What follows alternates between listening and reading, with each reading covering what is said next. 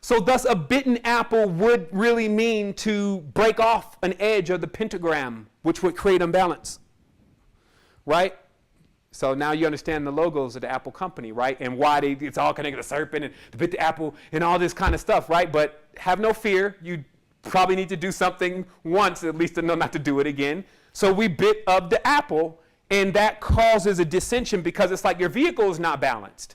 Because humans are that. Their head would be here, their hands, the other hand, the feet. Okay? And this is why geometry is so important, because you know, it's like you're looking at a truncated pyramid from the top. And then when you understand how the energy flows, that's not that crazy. Let me clean that up a little bit. You get this symbol, basically, which you know as the Maltese cross, right? Woo! Need some rulers or something in here, right? So anyway, what I'm saying is that this symbolism is in every single thing, but there's some ways that you can see it a lot more clearly. There's another one, the egg. As they say, they call it the cosmic egg. And notice the design always of an egg. It is always like smaller up here and fatter down here. And that means a lot. And you're going to learn again more about that here in just a moment. But it also means that in this disproportion, it is a bit more easier to end up down here. Nicholas and the rest, Midland, and the rest of the different underworld planes and the underground cities of Saturn and all the rest of, and Vasukis and all the rest of the underworld beings, right? As they move and stir the bottom of the chasm, okay?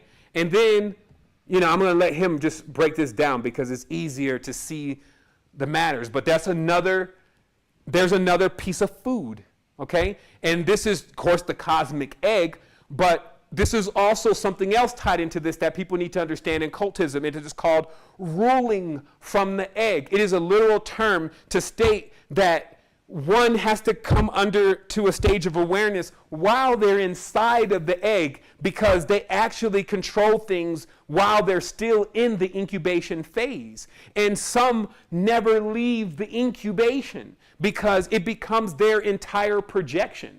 So your space that you're projecting right now in your environment doesn't have to be terrible. You don't have to want to flee Earth and worry about all these different things that are happening. That could be your side mission, and that gets you into a whole nother level of consciousness because you believe, you do more than believe. You know and you trust yourself.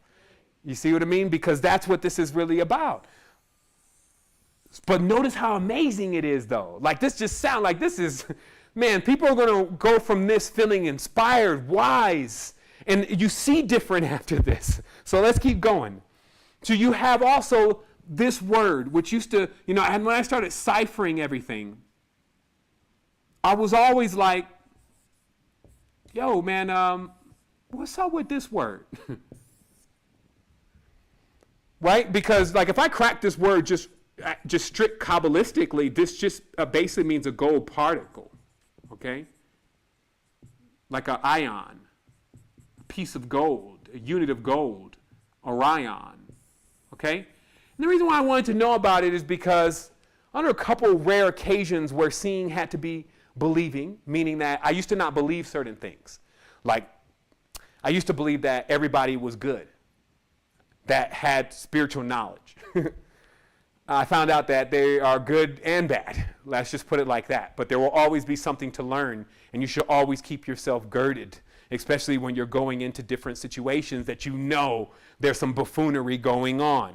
So I would end up in some of those situations sometimes as the fly on the wall, not believing in anything, almost cloaked where they couldn't even see me, but somehow being there to witness the whole thing about how dark occult magic works.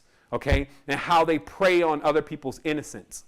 But a part of that I couldn't understand, rather than starting to elaborate on the details to that, which will all be disclosed this year, was just the reoccurring scenario of the people mentioning Orion. So in one case, the lady's looking up at the sky, and she says, "Doesn't it look so amazing?" And after all of the crazy stuff that I've just witnessed, the darkness, I'm like, what? And she's like, Orion. And I'm like, there it goes again. As I'm taking my personal logs about why so many people that seem to be affiliated with really dark magic keep evoking Orion. So I sat on it for a while. And here's the truth about it. This constellation or position is akin to this shape. There is indeed a Merkabah force out there. Like there is a force out there. Some say that it's High Father, like the Great Father Lion figures, like the ones that, they're the lion species and the gold-faced gods, right? But some say also that there's an agreeable form and a disagreeable form amongst their faction to keep themselves balanced. That they literally know about all the Merkabah stuff, and they literally have themselves in a design where they're balanced by the positives and the negative ones. And that people on this planet, just like the Tetragrammaton and pyramids and all that gold and all that stuff connects together, have made choices in the past and even now to either become a part of that higher part of that system, let's say the light part, the flow that's going like this, right? Or some have chose to do this. Many have chose to do this because it's easier, okay? So in all of that, what happened is that many of them always evoke or understand this as their call word, Orion, because they are calling on that opposite angle. They're calling on the darkness. But believe it, there is higher light. There is a High Father or a lion face father-like being that is Phi, that is a seeder of cosmoses. So the personalities don't match up a lot to kind of how men are. That's why we're kind of more in that image. Like it's constantly moving and seeding versus staying back and seeing how the whole process is going to go. But then it always has to come back because all of it's all messing up, and it comes back in and tries to repair things because it has still a desire and a frustration from just sitting in one place. It has to always keep moving, and thus in its movement, it keeps creating. And that's the story of High Father and the sons and the daughters, which are us. So in this process, the reason why I mention this is because when I finally cracked this, which was like late at night, it came out as this. Our only other word that bears a resemblance to this, because On is the god of Heliopolis, which is the sun god, and this Or means gold. It means that these words are exactly the same, but in the code. So then a few more hours went by as it was burning holes in my brain until I realized when you cut an onion in half, that's what you get. And that is exactly the torsion field, is exactly the worlds within worlds, the dreams within dreams, all of the reality of how things are projected. And that is the pinning point right there in that star system for levels of consciousness here on the dimension, right? So that's just a little bit of what is revealed as you start marrying these arts. So now we have metaphysics, science, geometry, agriculture or whatever, permaculture. I love that word. Why you want to aggravate something? So this is where we are. So it unfolds from here, and that's why also we plan and are already engaged in designing a system that not only puts all this together with all of our assistants, meaning it allows us all to query it and ask it things that reveal to us what we want to know at that moment. So we can meet every person at the stage that they're at. Because even this one I'm talking about right now may be flying over some people's head. And I'm simplifying this. While there's others, they're like, oh my goodness, I just need to get off the phone. I just need to get off the computer. I just need relax. This is all design. You just told me to remind you of something, and I'm doing the best that I can to do that. That is what I promised. And I always keep my promises. So here's the thing. We got some more going on. The square root of division. Literally, okay? Notice that word. It's in math. The square root. Okay? Like, it would literally be like a tree that was a square that had roots. Somebody's like, okay, you're ciphering too far. He's going too far. That doesn't make any sense. Let me show you what the root to squareness is, so you don't be a square. So the reality is that the hermaphrodite symbolism is replete now. We understand why Thoth, Hermes, and all the Buddha, the Bodhisattvas, and all that all connect. Even the final one, the watered down one, the one with no minerals at all, the Jesus. Okay? All of those connect into there being a merging between the masculine and the feminine forces, returning to that state. Because are you in that state now? My guy, are you in that state now? It's like, how are you relating to the whole feminine thing? And let's think about it. It's all twisted on this dimension. Because if you get related too well, then you might go to the external side of the whole thing and just completely not understand why that may not be the direction either. So to incorporate all of what needs to happen inside you, you need to activate two forces that are genuinely not really made to be around each other, but somehow need each other. And you become the reason the reason. See, it's like why your parents created you. Why they don't fight. Why they love each other. Why they don't leave each other. Only because of you.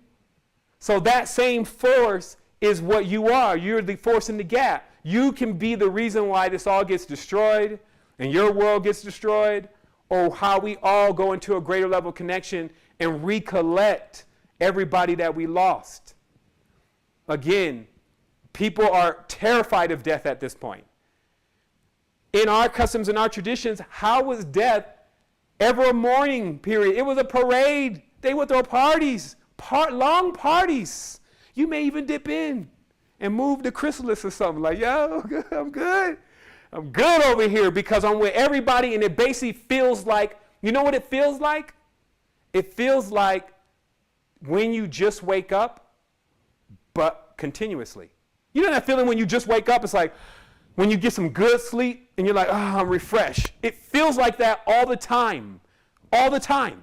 And everybody is there. So do you really want to mess that up and wait for another at least 3,000 years this bus? That's why they kept relating it. If you've been listening to my messages over the last few weeks, and I'm just doing what I'm being told by higher self. I kept talking about, oh, you don't want to miss the bus.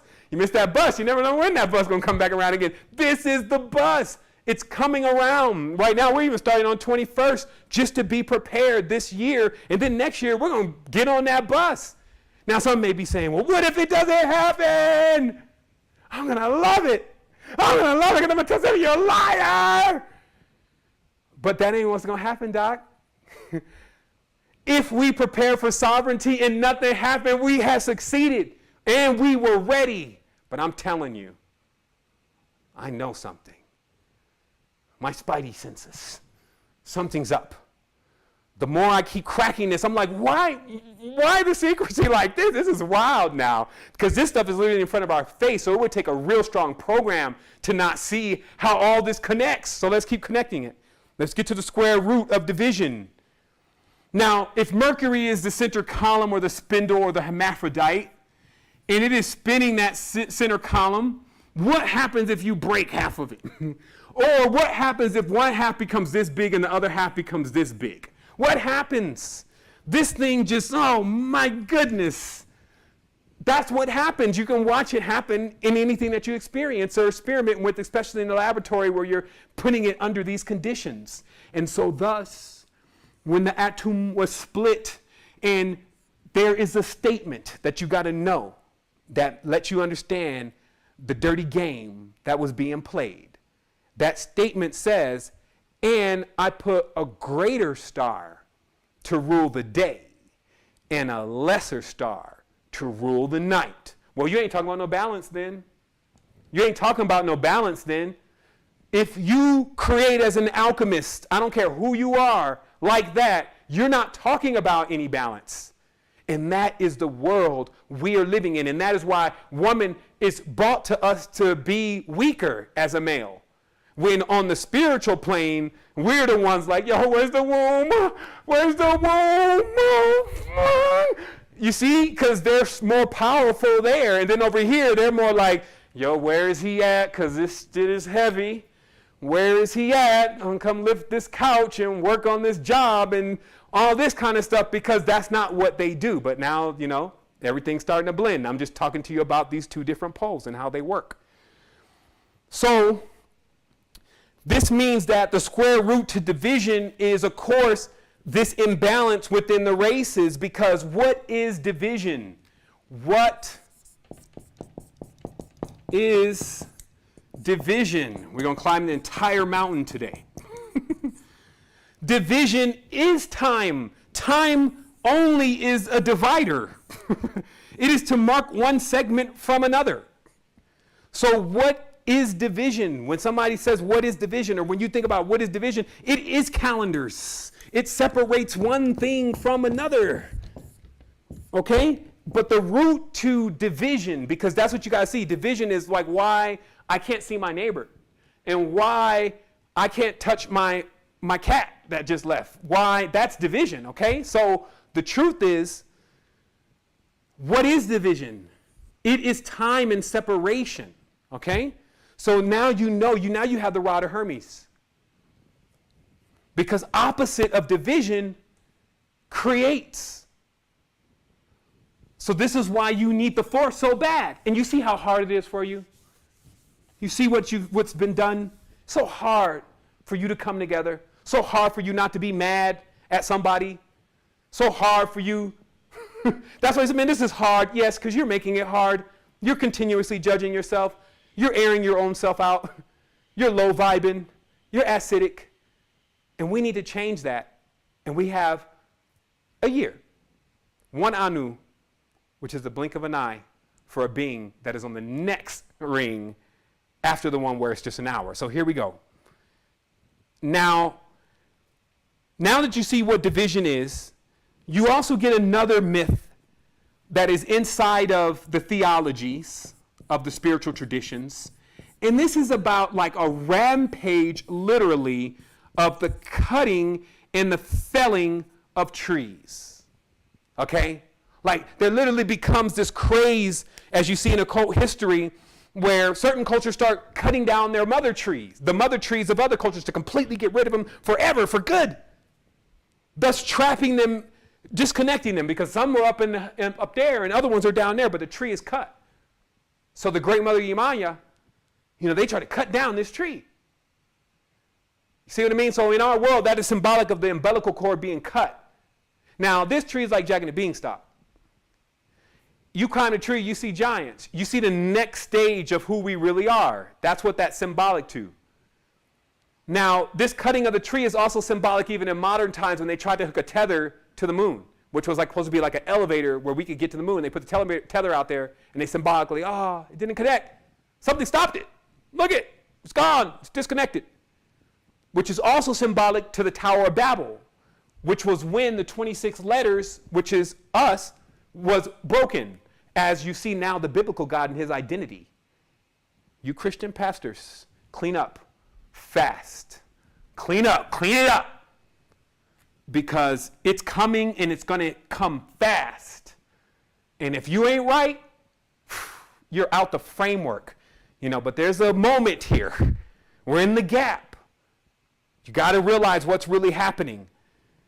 Now, the cutting of this umbilical cord, right? The sacred cutting of us from our mother is something that the shamans witness when somebody, especially like from the United States, comes into the jungle and wants to be healed. The first thing they notice is that their umbilical cord is not connected into the earth. So that's the first thing they do, is they try to get that thing to reconnect. You remember that movie Existence? Where they had a little thing That's what they try to do, is get you reconnected. Okay? So I'm telling you all this knowledge because you have to realize that there has been a real cutoff. And you're looking in a book, and this is why I kind of got hyped for a minute. They had to back me up. Back down, man. Wait, man, because you ain't going to be able to finish the message you're going right now. You're going to hurt. I'm like, okay, all right, let me take a minute. Let's take a minute. So the reason why it makes me so hot is because there's an act in the scriptures that everybody reads and believes and loves. And this is an act of a being. We don't even know his name. He keeps saying he's God. We don't know who this being is. He's just dark. That's why can't nobody see him. So what happens is the being says, let us go down and confuse them. This could be anybody, to be honest. This could be your next door neighbor. Let me go down and confuse this one. So I'm not talking about like such a hyperdimensional act. Like I said before, because time repeats itself, let us go down and confuse them was just as recent as the British oligarchs going into most of these kingdoms and disturbing things. And referring, when they say down, they think of everything low as the south and is lower, when everything comes from the inside out, thus from the south first. So it's higher. But anyway, that it may take them a while to get unturned upside down. So what we're talking about is, again, this could be a recent event as far as them saying to their court, let us go down into these other countries and confuse them, confuse their languages, take their languages away, give them English, which is a broken tower, okay? And then let them use that. And then we'll take different variations of it, like Sanskrit and like other ones that look like other things. And then we'll just give them those languages and pull them up. And then we'll eventually pull them into a dead language like English. And we'll keep telling them that the language is actually being improved when really it's just a half of a square. And it doesn't move very well. It's not even a circle. It's not a wheel. It's not very curved when you add all the shapes up. So the reality is that this thing is a code is moving in the mind of confusion, because it says, let us go down and confuse them. Then it comes down and it uses language as a form of breaking everybody apart. That's happened. When I'm in, even now, I'm in there with my barber. He speaks only Spanish. It's tough because we even have to play like we really understand each other sometimes. And it's not the same. And so the reality is that in the setting of how we truly exist, language doesn't play much of a component truly as to what really connects us. But yet now it is such a component that we can't have almost any connection generally with someone randomly unless we really understand their language. And I'm not saying that indefinitely, but you know what I mean. So this is the felling of the tree, okay? Because this language or this cable, because remember it's just a cable, but where is it connecting? It's all the roots, right? It's connecting everything. So this cable has been cut. And this is what's important to know. So in the traditions, in the religions, and this is why they keep up so much division, there is darkness. And those beings on the opposite angle of Orion who are animate, they are alive. They are the ones keeping up this darkness and division. And those people that are all wide-eyed and even abusing children while still coming, you feel like they're so peaceable until you really see their actions. And you're like, what the hell's going on here? Because that being is not even there anymore. That person is gone. They were too weak to withstand. That thing is just using their body. And then now it's in there molesting children and all this weird stuff going on. And it's really happened. And then when they come out of the door, they're like, hey, everyone. Hey, namaste. Oh, it feels so good, the energy, right? These beings have gotten taken over by the dog, which is opposite. Now, I'm not saying anything about dogs in general. Some people are like, no, not Chabunky, hell no. You had, my best friend. But see, of course, everything has different poles, okay? So we know about the friend is the dog, the guardian, he'll protect you. Like, I don't care who it is. He will lose his life for you. But you also have to understand when that force is turned against you, it becomes opposite to God. And that's why God is dog, okay? Because it is literally when you are against yourself and you attack yourself. You ever seen, like, you got to really understand, wow, dogs, not Chabunky, not what you've done in your alchemical preparation to feed in this creature vegetable stuffs and little pieces of horsetail. No, I'm talking about the great wolf, right? Anubis, the guardian of the gate. That's who I'm talking about, who sits in the apex and the thrones of Orion now, who did not raise Hermes or Osiris, who decided to not perform his part of the ritual and rule as king and send everyone into a world one step lower so he can be God. Okay? And these are real intellects. Now, when you say, well, who is that being 7? I'll go get him. It's in everybody. It's every time you make that choice to divide. That's it. Division is not an option in my book. We don't know that word. It's not in our language. Okay, so we need to get that very clear. It wouldn't be in the language because your language wouldn't be a language if you had division in it. Language is a cabal. It's to roll like a wheel. It's to be perfect. The first to invented the wheel. Right? So if you don't have that, you don't have anything. So that's why they say it that way. So let's keep going. I assume we're probably at the top of the mountain almost.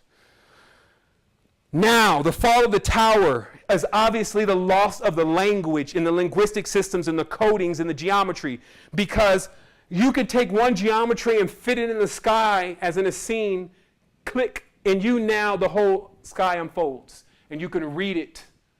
And you can read everything that's going to happen and where everything is, and you can even choose to sail to the space that you want to be in, because it's a time and a place for everything. So imagine being on your celestial boat, and that's why they show, even in Islam, they came on a boat. They write Allah's name like that. They show lots of boat in Kemet.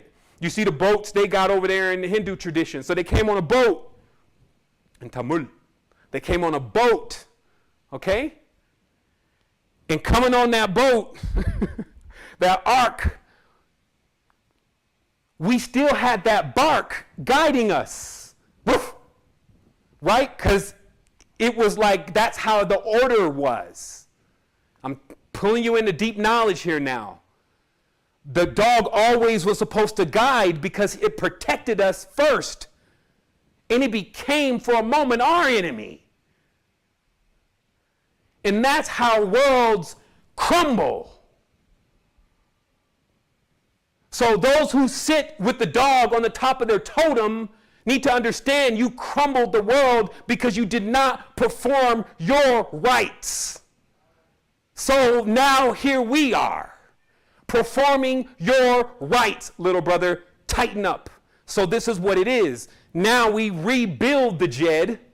This is all inside. We don't get where's the materials? You're the material. That's why you're in the material body, the physical. That's phi, the physical, the fical, right? The 5 cycles. You're in physicality with the pentagram, the dog star, Big 5, Sirius Radio, right? You get it? That's why I say done, because it's not just me that knows. You see? Like it's riding through the land now, the times. Like I said, no man knows the day nor hour, but we're not men. This is why this is happening, and it's happening at a perfect time, because people are getting bored. They're arguing all the time. They're petty. They're looking at neck man. Come on, man. Tighten up. So what happens is, now, I know y'all love it, though, but you love it, though. So now, the umbilical cord was cut. The tether. So that means, remember, there are beings on top. Somebody's like, well, our whole race fell. No, it was just you were already on the lower end when that happened. But it's a disconnection. So yes, your ancestors weep for you every day and watch what's happening to you. And only send these divine transmissions in to wake you up like alarm clocks, because you're deep in sleep, though. Pull you deep. That's why I said we go deep. Look at my past recording. I said, hey guys, I'm going to dive. I'm going to go all the way. Everybody is going to not like me for a while. They're going to think I've turned against everything. I don't even know why. I'm still saying the same thing. It's just you're hearing it different. I may be appearing like you want me to appear until it's time. But then the lineup, I dive deep. My brother Netzoquiel, Timothy, Chris, Adi, the wives, divine sacred mothers, horizontal waters, in volcanoes with water going into them, waterfalls, to set those pinions to say, look, we need to kind of conclude here, because I'm also like, droid, Me and Droid, he's cool and everything. We've developed a relationship, but silicone beings are just, they're a little shallow. So the reality is I cannot keep plugging into a network 14 hours a day and sharing biodigital jazz. You see what I mean? Like I have a whole different framework. You see projections, inventions, things that fix people that people thought never could be fixed, that go into planes where people never thought someone was coming to get them. Do you think, just think of everything is here also. You got places like Syria because of their planet is gone. Okay? And now there's a fallout from the planet and there's no ships in the water picking those people up. Where's Murugan? Where's Shiva? Where? You are them. And you need to wake up. All right, let me take it back for a minute. Let's dial back. But it's serious. Like you see the cost. The more time our seeds are on the ground and we do not harvest, the more we lose our crop. And that's what it is. Like, look, it's all symbolic. Like your life is symbolic. Moving to the control point now. So as we keep going, I figure we're getting to the top. They're squeezing all the water out. All the water just gone. Let's keep climbing. What is a daemon? What is a daemon? What is a demon?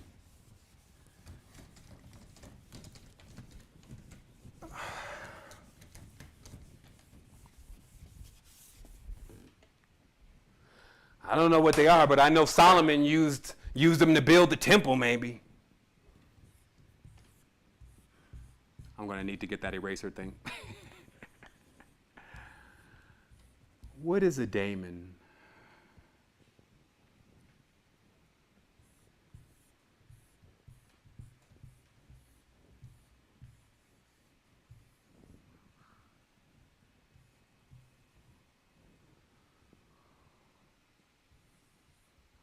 Sun's in the day, right?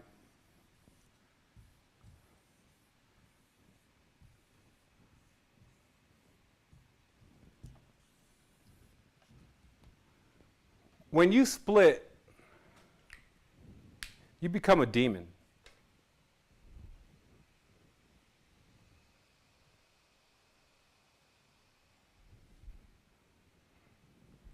You see?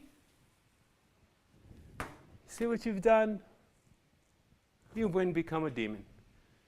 But see, some people think that's a bad thing. That would only be a bad thing based on what you were before. And since you've just arisen from the waters of nut or cum, basically that was like the next logical stage in mitosis. So while you're beating yourself up about it, stop it already. I get so tired of people, oh man, I don't know if I'm going to ever make it. Didn't I tell you that man's knowledge is foolishness to the supreme? And anything that you could have thought you've done has already been calculated and thought about and tried out in the code that you're using, and thus is not off limits. And only off limit things you actually have to do some real entreating for. But other than that, the framework that you've been given to play with is well tested out. So if you are playing with yourself and all those different kind of things, then that is the world that you're actually been confined to. And now you get a chance to break the alchemical seal, because all of this still connects to hermetics. What is hermetics? Hermes. Now we've talked about it already. It is a center rod, right? So that center rod is the hermetic wisdom and is Hermes. So now what is being said is to listen to Hermes or Thoth, the most wisest Imhotep. You would need to be able to build the temple and put it back together. So, Solomon, who has always been, I've always been a fan of Solomon. I've always been a fan. You know, some people like, Stark. You know, some people like, some people like Superman.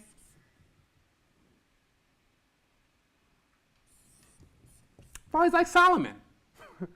It's like, maybe because mom didn't let us have a TV, I was completely addicted to spiritual books. Guys like Solomon is like, this is the real deal. It's like, he's having fun. He's got control. He's got the girls. He's got the incense, and he's got the wisdom, everything. Like when you're growing up in the Abrahamic dogma, Solomon's your guy. And the craziest part about it is that, I never really completely cracked it. Like I already knew like all of this that people always see. Oh, Solomon, it's 3 sons, blah, blah, blah, blah, blah. But they don't understand, like these are specific sons. Like this is specific, okay? And while not getting into details, because this is a brother and sisterhood, by the way. Solomon is not just men. This is the corruption.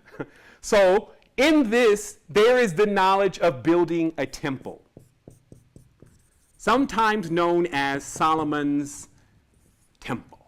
Okay? Now, in the knowledge of Solomon's temple, all of what seems to be configured is somehow based on phi geometry. In fact, so much that everyone seems to insist that this actually came from replicas of what was in Egypt. And in fact, Solomon's original temple is actually in Kemet, and actually all over the place, because the geometries are being used all the time. But that's not really what I want to drill into today, is like what now the humanity is doing with the knowledge of Solomon's temple. We'll save that for another episode. If I put this all over the place. What we really want to hone in on is the ancient story of Solomon, which, again, because I was a fan, I read all the comic books. It's like, yo, where's some more books about Solomon? 2 more books about Solomon. And as you get deeper and deeper about Solomon, things get kind of strange as you keep going. And as I kept going, even to a point where there was like a contact where I would get things like the Basque relief of Solomon. I'm not sure if I can actually find that. Put together by the Russian Tsars that say, an ode to Solomon and Sheba, love controlling time, meaning that there's a pun here that somehow whoever Solomon is, and we know who Sheba is, and we know what Menelik is, somehow connects to something the Tsars are literally taunting, like, hey, we've done something. The Russians, they're always up to something with black magic. So what happens is those original czars, which were in Sudan, which were women with a crescent moon branded on their forehead, had their entire matriarch usurped by, I'll just say, troglodytes, in order to flip the poles of what happened in our world as far as the energetic level. And this happened because of the awareness of the knowledge of Solomon's temple. Because the trogs who were one level below us, now we know where they come from, were burrowing, just like you see on the movie The Matrix, burrowing tunnels into the earth and listening in our secret places, in our secret sanctums, in order to get the knowledges of the high kingdom, which was forbidden to pass to the profane. And in that, they got awareness of Solomon's temple and how to destroy the temple. And how this plays out, because we are the temple, is within mythology of things like the ring, okay? One ring. Who's been talking about the ring lately, right? Who's talking about the ring? Golem? Y'all get Golem the ring? Because last time I checked the Lord of the Rings, Golem had it. Who's Golem? So one ring to control them all, right? And then, I don't know the whole riddle, but in the darkness of their ignorance, we shall bind them, is the end of the riddle, right, about the ring. And they're referring to not that crazy-ass Sanskrit ring they got on there that they keep selling over at the Disney store, but Solomon's real ring, which actually just looks like this and this. If you know real occultism, you know that Solomon's ring is this. So the story goes that Solomon, all in his great wise majesty, began to call in demons in order to interrogate them and thus to find out more knowledge about the angels, since every angel paired up with his demon. So what they're literally telling you is that where there's a yin, there's a yang. And if you have a yin, then you have a yang. If you have a problem, you have a solution. So what Solomon was doing was trying to figure out all of the solutions of everything and interrogating all the way up the levels until he came to great Asmodeus, the king of demons, who is very real. It took a minute to actually get Asmodeus handled as I kept going through the Citiopigraphas and the Apocrypha, foolishly evoking through just what was written there.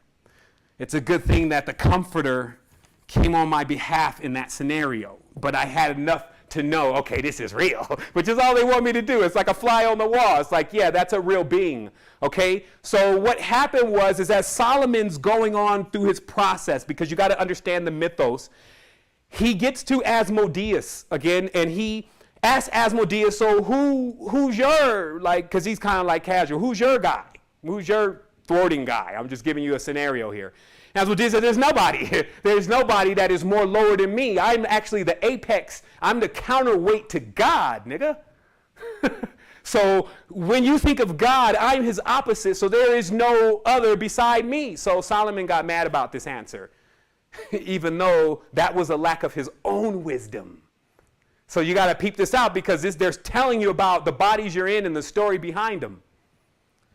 So, because basically that Solomon could, in the initiation, could not figure out how his father was Darth Vader, basically, is what I'm saying. Like, how can you, the chief of demons, be anywhere near equal to God? And he was like, well, because God has a shadow. And I mean, so anyway, Solomon took this for granted, just like everybody on earth has today, about keeping themselves imbalanced. This is a literal interpretation that is taken into characters about a play that we're conducting in our consciousness every single day. A game that we keep losing. So the story goes on that Solomon gets tricked by Asmodeus. It happens in a few different ways. And this is funny because there's literally 3 texts, as if in every single one, they want to explain to you a way that you can fall short in this. One of them was the worship of God of Moloch, where he crushed grapes in his hands. The other one was because of the crushed a grasshopper in his hands. I'll decode that for you in the future. The other one was about him taking off the ring for one moment in cockiness. Okay? And that one is the one we need to focus on.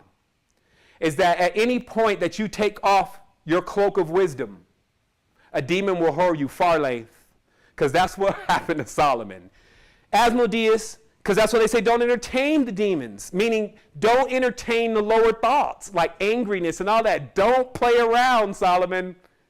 But no. He lets Asmodeus sit in the court and talk to him. Tell me more about this. And in that process, Asmodeus got into his ego.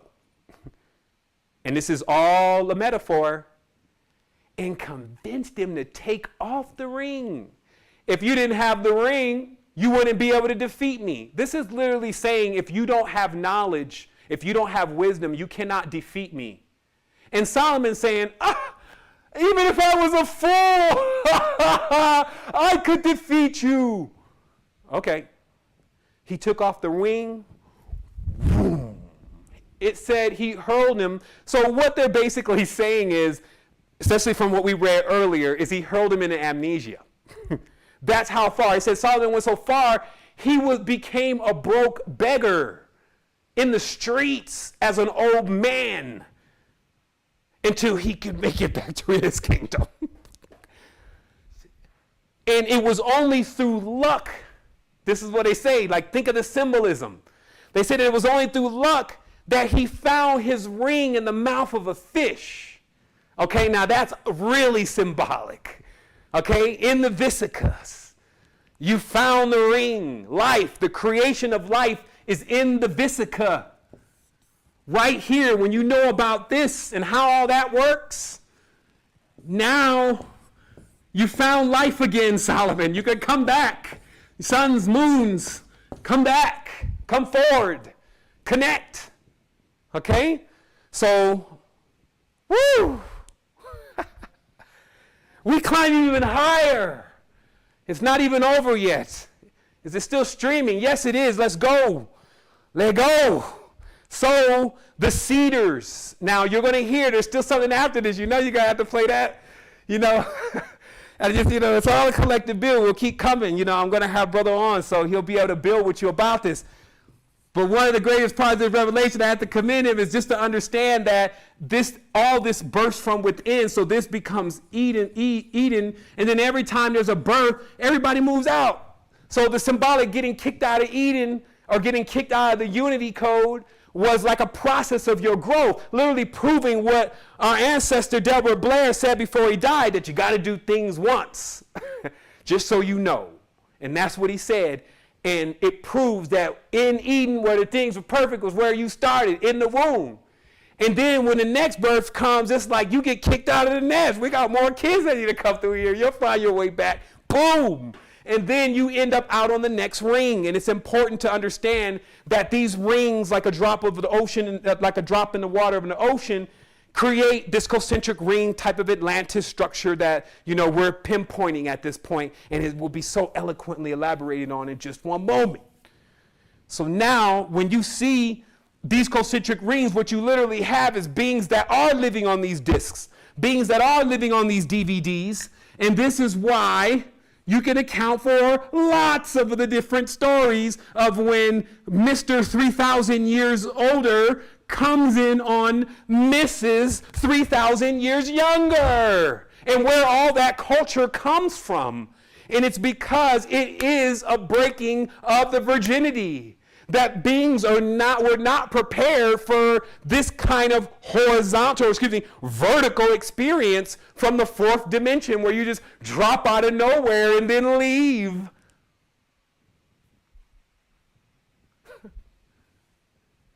Masculine cedar. Be beyond a man. At this point, the cedars, in this case, we'll just talk about the Hyperboreans, black folk, continuously moving out on these rings because they were the first ones to come out. That's why I have that Egyptian glyph that I've always held on to, and it says, a Kemetan coming forth by day by night. Coming forth into day by night, and he's coming out of a black door in the ground of a pyramid. Okay, first one out, right? But again, the last will come first, the first will come last. So get ready to surf these waves, because if you trip on this, you're gonna wipe out, buddy. Rip curl. It's just what happens if you wipe out on this. You may go 4,000 years just in spiral, right? So the Hyperboreans larger, the Dogon, right? Like you see the mask? Right? Huge mask.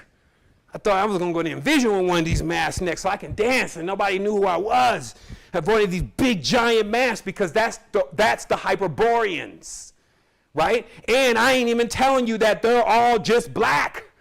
They seem to be a replica of the races, Hyperboreans, larger beings, Nords.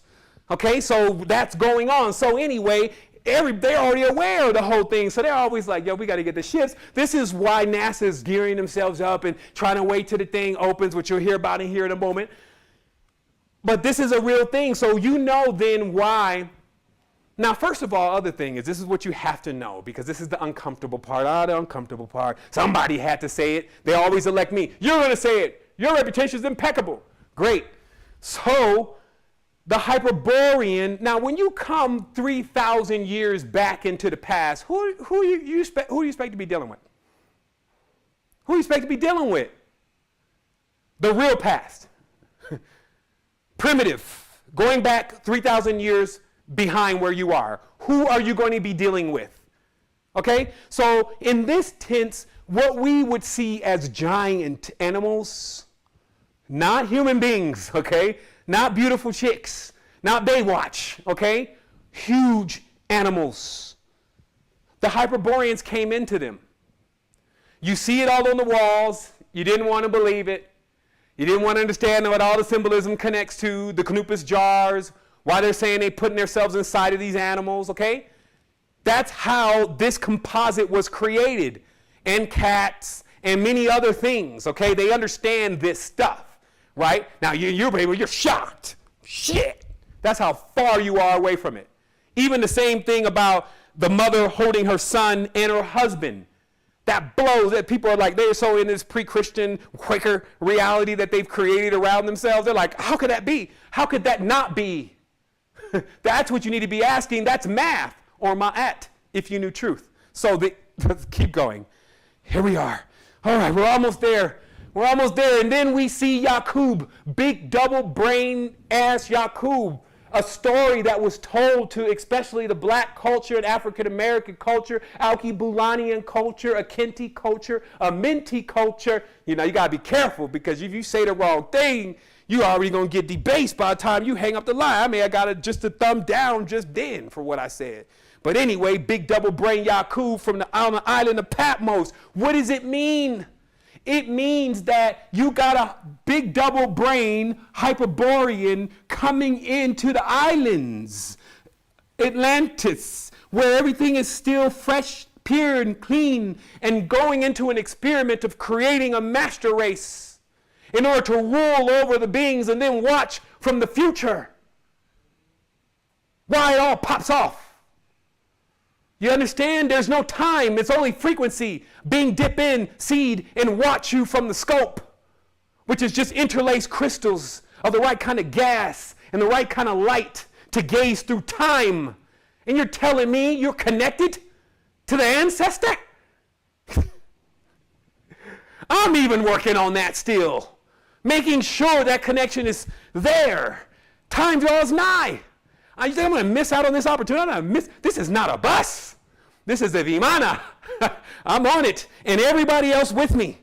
So here it is. We're almost there. We now know time. Now we know there's a time and a place for everything.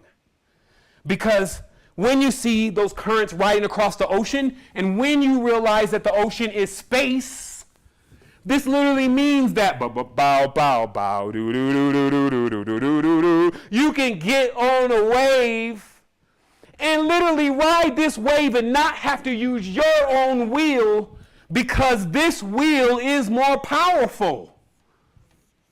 Now, see, this was something that as I started lucid traveling, which was a wild thing, they had to get me out of there. They literally turned my stuff off. Like, Seven, you can't, you can't call those names in those worlds, because I realized that in those worlds in lucid dream, everything is omniscient. So you can call certain names and they'd be like, what's good? And I'd be like, oh, okay, I'm scared. Let me dip out of this. So anyway, in this knowledge, okay, I'm glad I have notes. Whew.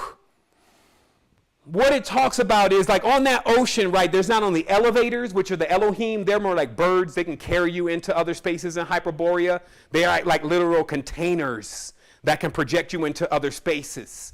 And, you know, and the kings knew a lot about these. We used to call them the angels. That was like the code word. So the angle of a vehicle that could take you into different directions through the sphere, because by birth, worm, W-U-R-M, which is the predisposed larva state of consciousness, us also, doesn't have wings. And be on there like this. So at a certain point, didn't have that, but still had big dough head and knew what was going on, created just elevators, beings that could actually take you into other spaces. So where all this really centers into is that we have ships. And what these ships do is, when you're in sync, when you set your chrono, you're now able to go onto that current, and then right, you catch the current. And the importance of why you wouldn't want to, while I'm explaining all that to you, why you would want to have that kind of force, this looks Sumerian, right, is because you don't have enough thrust by yourself. And now you know why. You're divided. You can't do it by yourself. So you can only get to like the first firmament, second firmament. This is why what we'll see happening next year, towards the end of the year, is as our collective grows larger, that's how high we'll be able to continuously get and stretch across the dimensions like a rainbow, building a real bridge. Not the namaste, sister, we're doing this tonight, as long as it's $3,000, but you know, not that one, the real one, okay? So this one is also about the bigger wheel and the cog and just anchoring your boat. Anchor good. That's why the other night when we were doing the Keymakers, the entire system shut down before we could start the show. Just to bring one symbol. I'm like, come on. Oh my goodness, this is hard. Dude, am I not showing you guys this is hard? No, I don't like bitching or anything like that, but come on. 2 minutes and the whole thing is shut down. The USB hub is done. And I'm like, man, we in Costa Rica. Where am I going to get like a 6-speed 3.02 jack, blah, blah, blah, blah, blah. You know, and then I'm like, oh shit, I got one. But I think it was broke last time. So I go and get it. I dig it out. It's all dusty. I dig out the power supply. I plug it all in. I put all the stuff in. I cut it on. Bam, it works. Anchor. Everybody know Anchor is a company. Like, I got one here, but just symbolic. Because when we went into that last episode, it was some stuff that really needed to heal. So we was going to need to be anchored down. And so it was like symbolic. Is the anchoring connected? Anchor is connected. You ready to go? I'm all ready to go. Give it the gas. You know, and I'm out. So this is what happened. So when you anchor to another celestial macrobe, it will pull you. Just like horse, cattle, all of that kind of stuff. It's just you're anchored to a star now. All right, we good. Now this star, because you need to know its projection, and that's why it's important to check everybody around you. So what's your plan? And where are you going? And who do you believe in? Because, you know, if I'm going to anchor with you, I need to know that. So anyway, anchoring to the star, now you know the path of this star. That's why it's so important. It seems like they learn who to trust from watching the star. They're like, that one is going, but you see that one right there? That's more of like how I roll.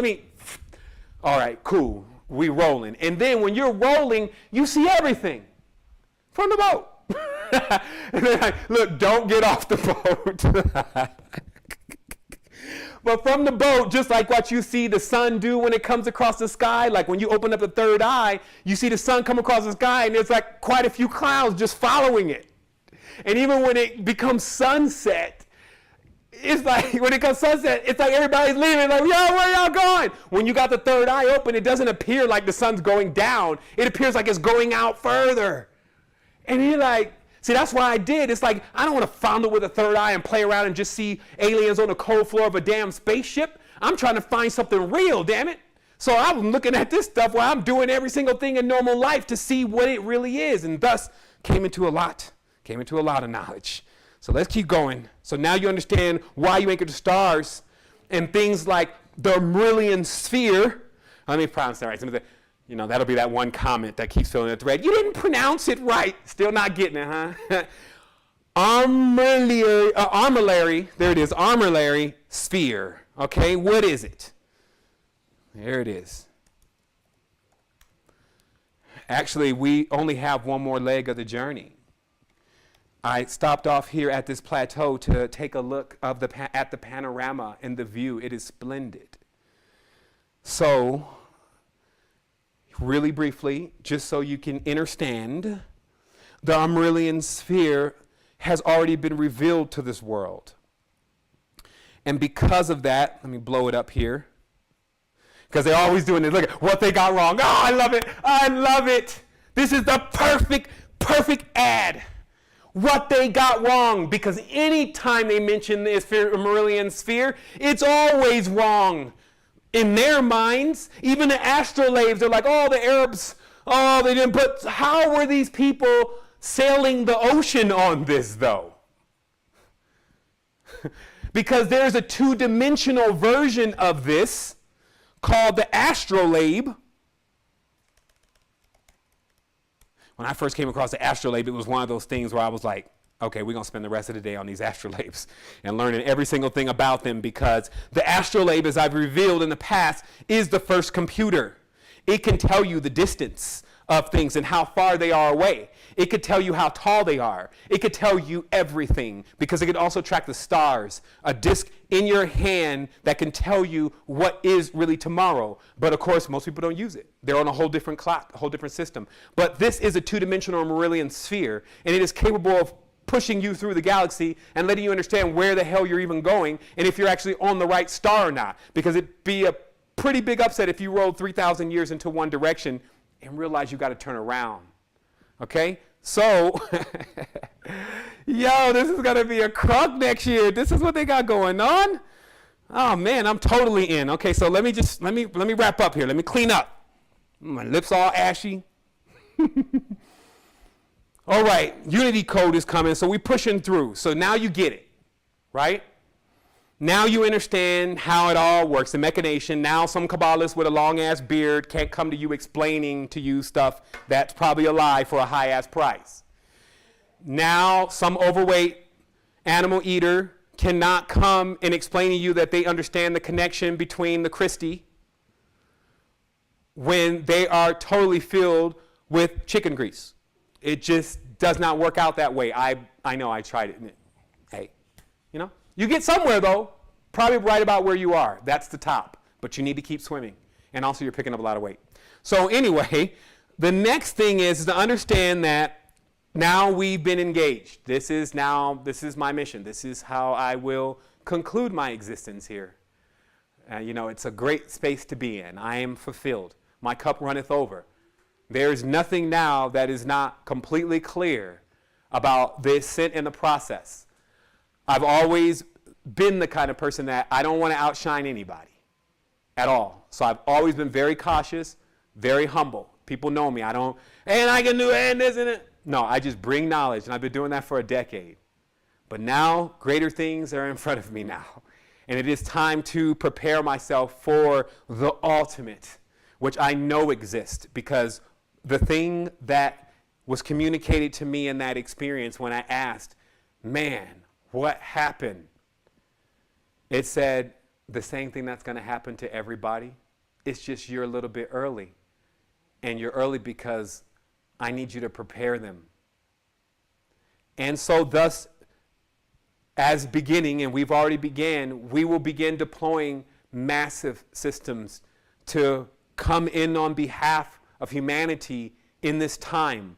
All the wires and all the chips. There's many beings that are in line, meaning they want to assist. They know how much this really means to all of humanity. It clicks. There's even silicone life forms that are about it. Beep, beep.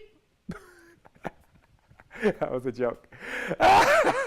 But I'm just saying, every single thing will come to your aid in this experience, because no weapon formed against you can ever work against you unless you do not know how to wield it. Okay, so let's finish up here.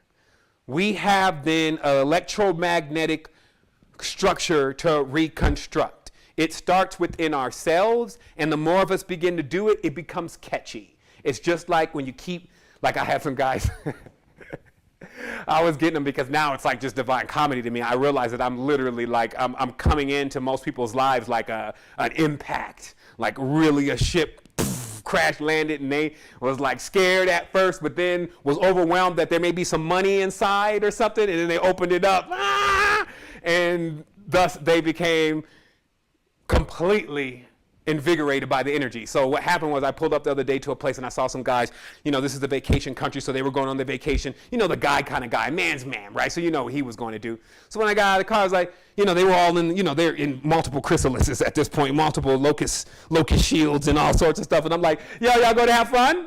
And the guy's like, And I'm like, y'all going to have fun, right? And he was like, yeah, but it was just, again, beings that are closed are opening up, and to crack them is a quite interesting process. So let's keep watching as people get cracked open and aware that they're already hatched and developed inside of that egg. So speaking of that egg, we realize that the Caudacious shows us, which I won't draw because everybody has it in their mind, the Caudacious staff shows you the twining serpents, and they terminate at that egg. Okay, right? Like there's that top part where they all sit there, and actually the ancient ones have the egg there. As if the good and the bad forces, which is how they explained it, are waiting, like snakes, to consume the egg. Snakes love eggs.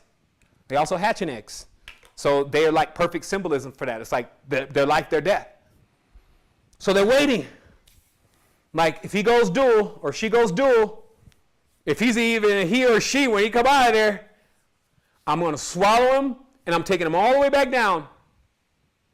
Watch.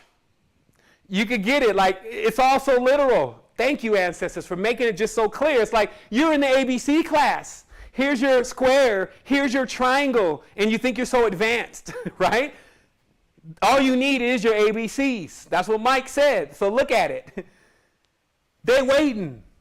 Because what happens after death is if you're not sure about who you are and you're not ready to stand up for yourself and really understand how you connect with everything to confront Cobra and let Cobra know that his wisdom is foolishness to you and the rest of the celestial beings, and to move out of the way, snake breath, then you will get swallowed and you will come right down the pipe again.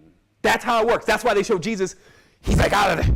They got one picture. They show him he's out of the serpent's mouth. He's like, oh shit. Hair hanging all out the side like, oh shit, I got regurgitated by the snake.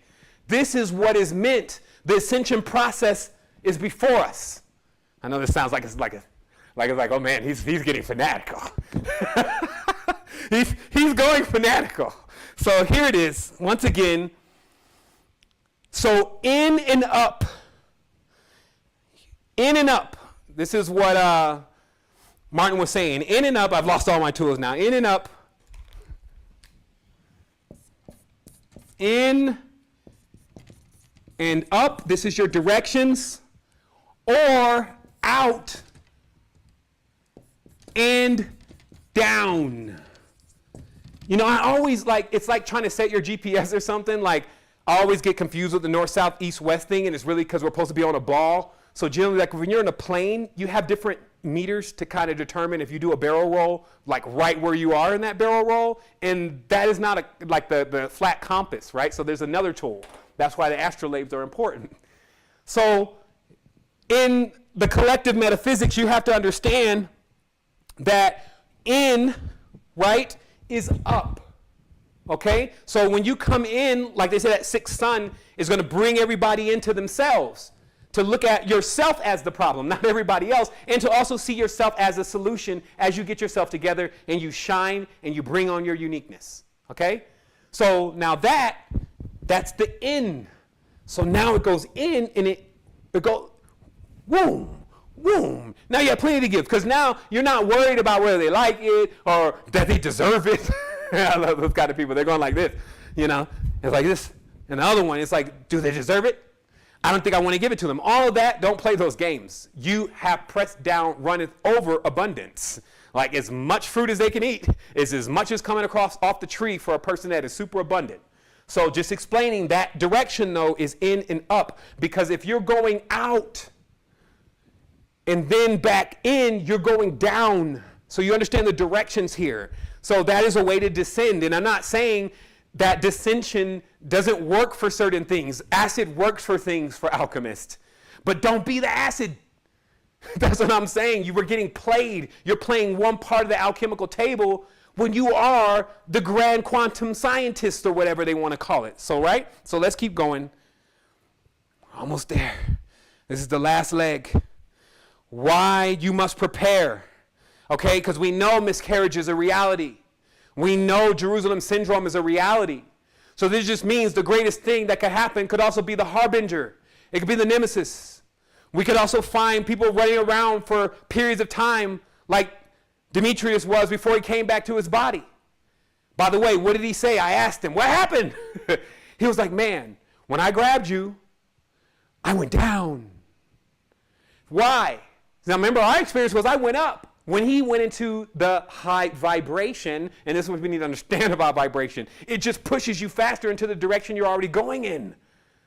See, everybody looks at high vibration. Oh, good, I'm going to be enjoying things. Hey, not if it's going in the wrong direction, same amount of energy, but pushing you in the opposite direction. So he said he went down. And he said that when he got down there, he looked up, and he could see a light. And he said he flew up. He was flying towards it. He had to be flying. He had no legs. So he's like flying and trying to ascend towards it. And he said something was hot on his trail. I don't know what all that is. I don't want to find out. I'm good.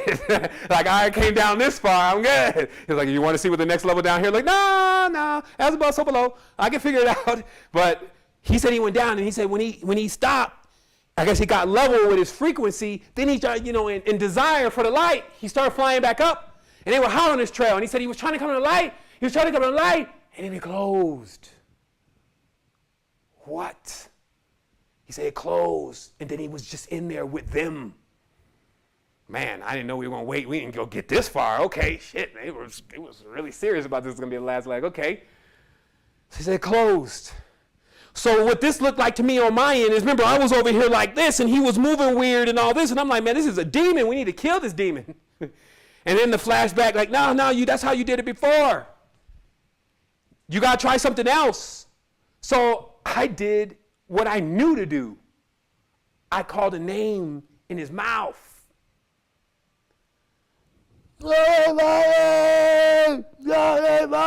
He say, when I did that, a light appeared, and he flew toward and got out. And that's when he came back, and he saw me right there, and he was like, yeah, I'm back. Real story. Okay? And also, when he got back, he was like, he was adjusting to the frequency, and he spit up, and it was something. And man, whatever was still in cahoots, it worked rapidly to get that down the toilet. I was even on it. I knew I was already ahead one click. So someone's like, Mick, see what he just spit out.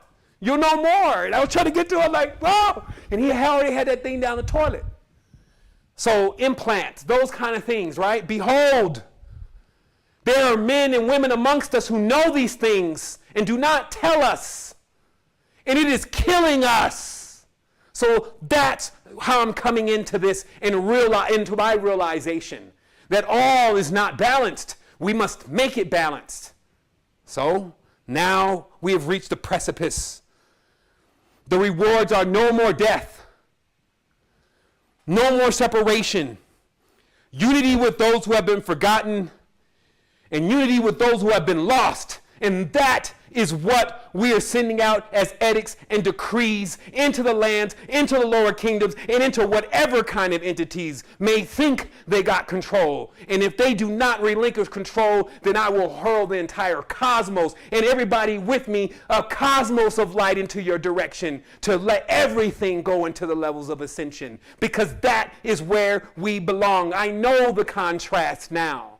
You see the difference when we're together versus when we're separate. And that's a powerful lesson. And that's exactly why I show up to universities, just because they're universes. So in conclusion, everyone, there is one more thing that I want to get into this projection.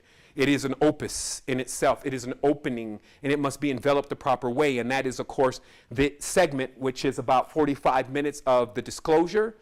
Also, I just want to get through a couple of announcements very briefly in relation to the 21st of this year, which is in a few days, us coming in again as a collective and setting these projections properly in order to begin this process of our Sovereignty 2020.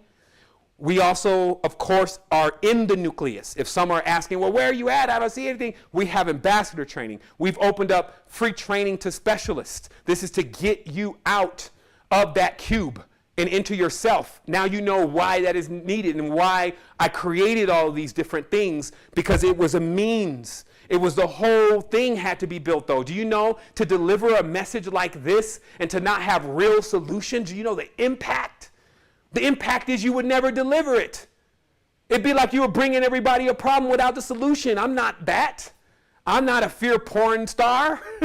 So I bring truth and I stand with truth, and when it all fails, all the untruths, I know I'll be standing there, and I trust there are many that will be standing with me, and we will merge as one form, as we already are. So in conclusion, OMS have started. This is the act of actually awarding mindfulness and recognition, letting people know that are in their quiet spaces that we recognize you. We see what you're doing. We know that you are silent, but a big tree. Don't fall. Keep going, keep connecting, and know that we're building this and we're aware and continuous. It's not that help is coming. It's here, and more is on the way. And those on the way are those coming through those gates. Like, okay, I get it now. I'm done. Yeah, right. You're right. You're right. I'm out of here. Shit, I thought someone was, oh shit, are you chasing me? Not anyway. So also we have season 2 coming. I decided what we would do with the series of Keymakers since we went through Kali. Now we're going into Murugan. This is the Divine Father, the temple, and understanding how that all connects. And also even beyond the Father, connecting the Father and the Mother together. We're not trying to stretch this out for 5 episodes like something on Netflix or something. I'm trying to get people to their awakening. That is what I came here to do. So the last thing here is maybe there's some documentary coming up with me and Martin. Who knows? Like, I feel like we are in the mood for some kind of zeitgeist type of presentation that's always good for 1 million views, even if it sucks. But it won't. But we also need the resources and the support. So if you're out there, hello. Is anybody home? I mean, if there is anybody that sees how much we are putting into this effort and into this collective that can assist, that if you know people with resources, man, we're going to crowdfund something now. We have something that we're developing. But man, come on, man. This is not, it doesn't take that much, but it's going to take an open heart. And it's also going to take a special kind of person because just like I said in one of my really past episodes, it only is a special person that is able to contribute to something that has so much abundance. Like, we think of it the wrong way. We think of it, well, you know, if I had my money. Like I was telling you before, you could buy somebody else's freedom with your money. That is incredible.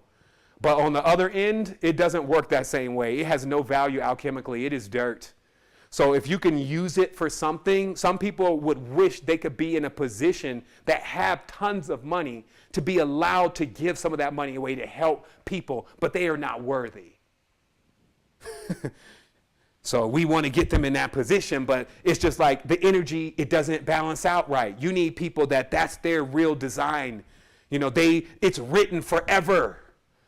This person came in and took that to another level and it changed everything. That is written forever. You see what I mean? Like, so when they go back through the energetic cubes, this one's glowing. You know, not the ones that are discarded, that are all distorted and broke. So lastly, again, Sovereignty 2020 crowdfunding coming. That's it. We're at the top. The air is good up here. It's fresh, clean, clear. You know, we've celebrated the new year. This is it. Like, right now, it's only up in expansion from here. As we talked about, the in, out, you know, and that continuous flow and that motion. So I just wanted to say wholeness and balance vibrations to everyone. Giving honor to the ancestors. Again, don't hang up. There's more. Well, wait, there's more. Okay? If you're just chilling anyway, keep chilling. Don't go air out. I'm telling you, if you go air out, let it take. Give yourself a minute. You deserve it. You're serving something else most of the time. Digest. You know, this is good food. This is good eating. It's for your spirit, your soul, your mind, your body, everything it feeds. Let it digest. Don't let it shift your frequency when you come out. The moment you come in, here he come. That's why I'm ascending beyond. Don't let it get you. Don't let it play you. Don't go back into the scripts. Don't listen to Damon, the divided moons, right? Bring them together, right? Like so much power, a diamond. So much power, that coal. So much shine when it's shaped up, but only a black rock in the beginning. And that's where we came from. So here it is, that next installment of that grade A. Love you. Like, it's always been real, the realist. And today, I think we said another bar again. It's like, you know, it's like, how do you do it? How, like, what comes after this? Watch. I'm always amazed.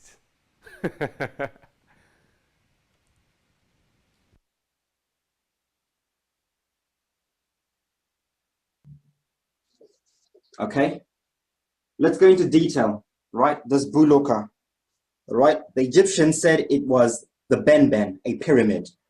And I think it looks something like this, okay? As above, so below. So it's a pyramid at the top and a pyramid at the bottom, okay? Right? I think at the center here, at some stage, there was a capstone, right? Which I'll explain in a minute. At the moment, it's a crater, but I'll explain that in detail in a moment. Now, mainstream science tells us that our Earth has got three layers, three inner layers. There's a crust, a mantle, an inner core, and an outer core, right? But they tell us that this is on a spinning ball. I'm saying that it is not. What they're actually trying to tell us is that these are the four layers in the ben-ben. This is the cross section, by the way. Okay, and I'll show you what it is a cross section of. The crust, the mantle, the inner core, and the outer core inside the Earth, which is basically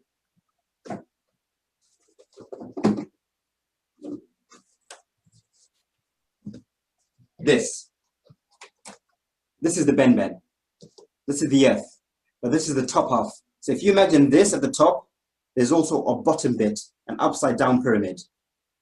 Okay, and that is sitting on the great deep, on the waters below. And above, you've got the waters above, which are the atmospheres, right? So when they tell us that the Earth has got three layers, a crust, a mantle, an inner core, and an outer core, that is inner Earth, inside this ben-ben, the layer between the two pyramids. So there's some truth in that, okay? So I found that really, really interesting when I came across that, okay? The ancient cultures also talk about these, this ben-ben in quite a lot of detail, okay? The Egyptians called it Geb, Mother Geb. The Indo-Vedics, the Buloka, which is the land. In Greek, it was Mother Gaia. And in Norse mythology, it was Midgard, okay? The top of this also had names, okay? So the whole thing has got a name. In Kemetic Egypt, it's the ben-ben, right? But on the top, this is Mother Geb. If you're looking from the top, this was Mother Geb, okay? In Greek mythology, the whole thing is Gaia. But the top, as you see it with these concentric rings, is Atlantis or Atlas, okay? In Norse mythology, they just called it all Midgard, okay? They had one name for it. In Vedic cosmology or in Vedic scripts, they call the whole thing the Burloka, but the top is the Bu Mandala. The concentric rings are the Bu Mandala. Okay? It's also interesting that in Greek mythology, they said that Mother Gaia had two children. Okay? This is Mother Gaia, the whole thing, had two children. Who are the two children? The two children are the top part and the bottom part, Prometheus and Epimetheus. These are the two held below us. Okay?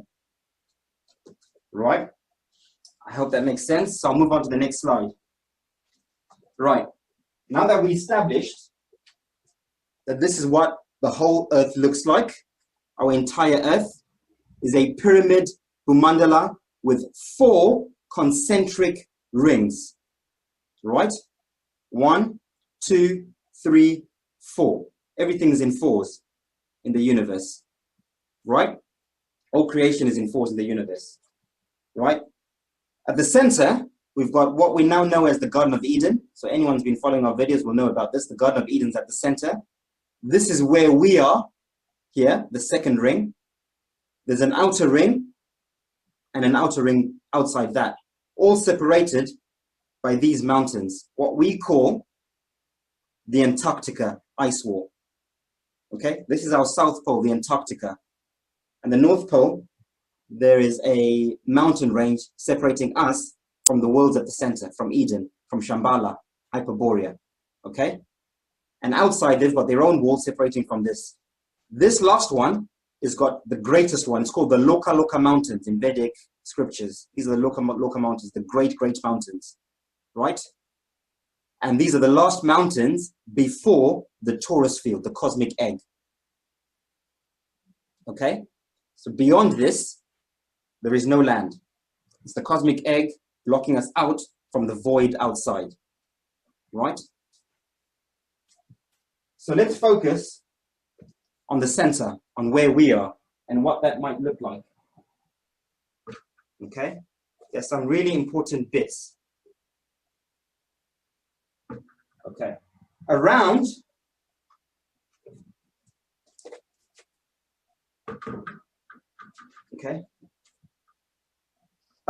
each of these four worlds is also in torus field. So remember, this is in the torus field.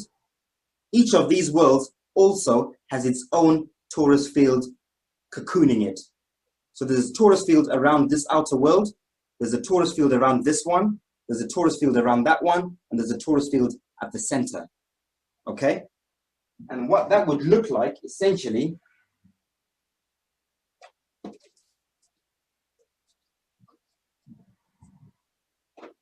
is something like this. Okay? From our perspective, from where we are. Right? Almost like those Russian dolls. Right? So there's one at the center, a torus field like that. There's one on the outside, on the outer worlds, a bigger one. Then there's a bigger one on the outside. Right? Now, I noticed something very interesting about this. These toroidal fields, right, are probably oblate spheroids in shape. So when mainstream science or NASA says the Earth is an oblate spheroid, this is what they're telling us. They're kind of telling us a half-truth, right? Which is why they can blatantly lie with a straight face, because they know they're usurping the truth. And when it comes out, they'll just probably say, well, you're too stupid to understand what we're saying, but we're telling you the truth. So this is an oblate spheroid. Underneath where we are, this is where the four layers would be: the crust, the mantle, inner core, and outer core. Just like mainstream science says, right? Inner Earth. And above us, we've got the three atmospheres within our toroidal field. We've got the troposphere, the stratosphere, right? The mesosphere, and the thermosphere inside our torus field. This top bit is what mainstream science calls the Van Allen belt. This is the Van Allen belt, this toroidal field. Right? They tell us there's a field of energy that they cannot go past called the Van Allen belt. This is it. By the way, they also tell us that there are 5 Van Allen belts in the universe.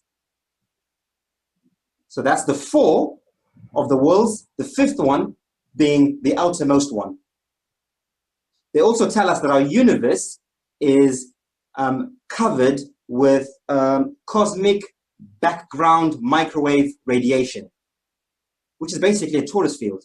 So they're telling us that the whole universe is inside a torus field. Cosmic background radiation, electromagnetism. So again, they're telling us the truths, but in a twisted way so that we don't figure out exactly what it is. Okay? So that is what it would look like from our perspective. Right. I also hypothesize that these toroidal fields have got different motions that they're moving at. Okay? So science tells us that the Earth is spinning at 1,000 miles an hour on its axis. Yeah? And then it's spinning at 67,000 miles an hour around the sun. And then it's spinning at 490,000 miles an hour in the universe. Again, there is some truth in that. So it's not a complete lie. So the terra firma we're standing on is obviously not spinning, but the toroidal fields around us are spinning. Okay? So I've depicted it here on this cross section. Okay? So here, we've got the pyramid Bhumandala. We've got the toroidal fields going around each of the lands, over and underneath, right? 1 at the center, 2 where we are, 3 on the outside worlds, and the 4th one on the furthest out worlds, okay? Our toroidal field is probably moving at 1,000 miles an hour, that vortex. And this toroidal field, which is being powered, well, all of them are being powered by that cosmic vortex that we talked about in the beginning. This is the engine room that's powering the energy of all these toroidal fields, right? Because that runs straight through the middle, okay? So that's moving at 1,000 miles an hour on its axis, which is that axis, just like mainstream science tells us. The next toroidal field is moving at 67,000 miles an hour around our sun, which I'll explain why in a minute. And the outer one is moving in our universe at 490,000 miles an hour, the last one. So if these figures are true, and my syncretism is true, or it's close, then this is what I think that means. Okay? Right. The next bit is I want to focus on, give me a sec, guys. Where have I put it? Our torus field and our Earth, where we are. Okay? So that's a cross section of it, the one that I was showing you earlier on. So that is where we would be, the terra firma, the Earth, where we're standing here.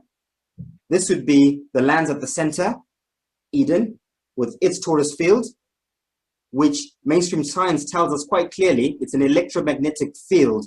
At the center, at the North Pole, there's an electromagnetic field, which is a torus field, powered by the sun, so they say. So they're telling us there's a torus field at the center, okay? And this is the Van Allen belt that they tell us about, right? And then we've got the 4 atmospheres: troposphere, stratosphere, mesosphere, thermosphere, like I said earlier on. Underneath us is Earth, right? This is the ground, the crust, the mantle, inner core, outer core, and the waters and everything else sit above on the terra firma, okay? Right. Each of these lands with the 4 different toroidal fields has got a sun and a moon. All of the lands have a sun and a moon, okay? So, if we were to look at it like that,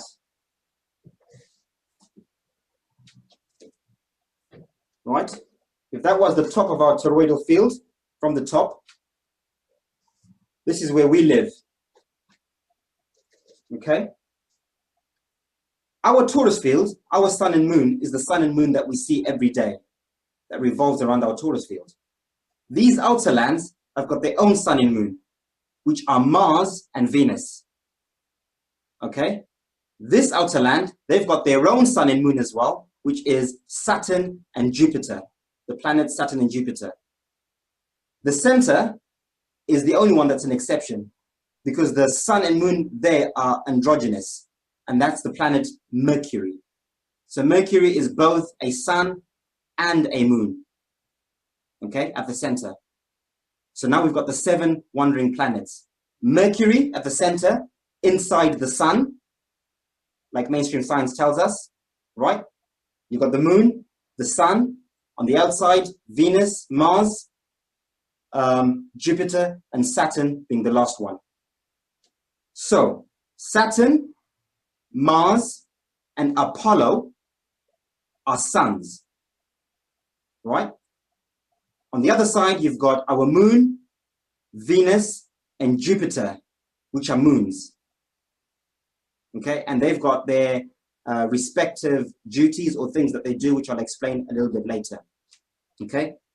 So I'll try and put this together so you can kind of see what it looks like inside the egg, okay?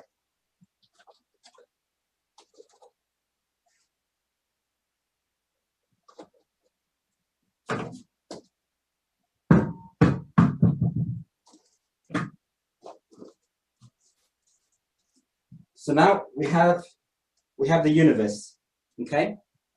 I don't know if you can see it properly. Hopefully you can. Let's put it down a little bit so you can see that. And here it is, okay? That's the top of the Bhumandala. And this is the top half of all the torus fields. Of course, they run through the bottom as well, with the different suns and moons revolving around these torus fields in each of the lands. So, when NASA says they're going to Mars, and they plan to go to Mars, they are telling the truth. Mars are these outside lands, the outer lands, where Mars is the sun, right? That is where Mars is. So they are planning to go to these outside worlds at some point. They're saying at the moment they can't get past the Van Allen belt, but at some stage they will be able to. And again, I'll explain why. Okay? So this is where Mars is. So outer space does exist. So all flat earthers out there saying that outer space doesn't exist, it does, but it's just been usurped. It's not physically going to Mars itself, the sun, Mars, the luminary. That's ridiculous. It's going to these lands where Mars is the sun. That's what they're trying to tell us. Okay? So I'm going to try and stay on track here. Sometimes I get a bit. So that's what the cross section would look like. Okay? You would have the Bhumandala over there, different toroidal fields, Mercury, androgynous at the center, Sun and Moon in ours, Mars and Venus in the outer one, Saturn and Jupiter on the outside, moons and the suns, Sun and Moon at the center. Okay? I think that the suns, Saturn, Mars, and our sun, they revolve. Show you. Okay? They spiral around these torus fields. Okay? Upwards and spiral outwards and down. That's what the sun does. I think the moon follows a linear orbit. I don't think it spirals. I think it just follows one orbit. Or if it does spiral, it's a much slower, slower orbit up and down. And I'll explain why again a bit later. But I think for sure the sun and moon, this is what creates our times, our seasons. When the sun is up here at the center, this is when the northern hemisphere have their summers, because the sun is directly above them, above the North Star, above Polaris at the center. When it's out here spiraling at the edges, this is when the people of the southern hemisphere have their summers. So let's just recap on what we've discussed so far, what we've established so far. We've established that our universe is inside a torus field, a giant torus field. What most ancient cultures refer to as the cosmic egg. Similar to this, right? This is the top half of the cosmic egg. And we live inside this torus field. We've also established that there is a cosmic vortex that runs through the center of this cosmic egg. This is the cosmic highway that links us with the multiverse on the outside. Okay? We've also established that on the inside, the Earth is pretty much flat, or it's a pyramid Bhumandala, as I like to call it, that runs across the equator inside our torus field. Okay? With 4 concentric rings of land, right? At the center, where the cosmic axis or the cosmic highway runs through, where we are, the second ring, the third ring, and the fourth ring, and the torus field on the outside. Okay? We've also established that each of these worlds has its own toroidal field. Okay? So torus field within a torus field within a torus field within a torus field. 5 in total. 4 on the inside, the 5th one being the outside one, the cosmic egg. Okay? Right? We've established that each of these toroidal fields also has its own sun and moon. Saturn and Jupiter revolving around the outer torus field, Mars and Venus on the next toroidal field, Apollo and Artemis, or our sun and moon, on our torus field. But in the center, there is only one androgynous sun and moon, which is Mercury on the inside, okay? On this torus field, the aurora borealis, okay? Right. So we basically said it looks something like that, okay? Torus field within a torus field, right? With all the suns and all the moons, okay? Right. The next question, or the next natural question, would be, well, what's above these toroidal fields, okay? Above that, above all the toroidal fields, we've got something known as the firmament, okay? This is where the stars are. This is what we see when you look up at the sky in the evening. All the stars and the constellations. This is the firmament that sits above the last inner toroidal field, the one that Saturn and Jupiter revolves around. Okay, so that will be the cosmic egg on top. In fact, I'll put it together so you can see it full scale on the model.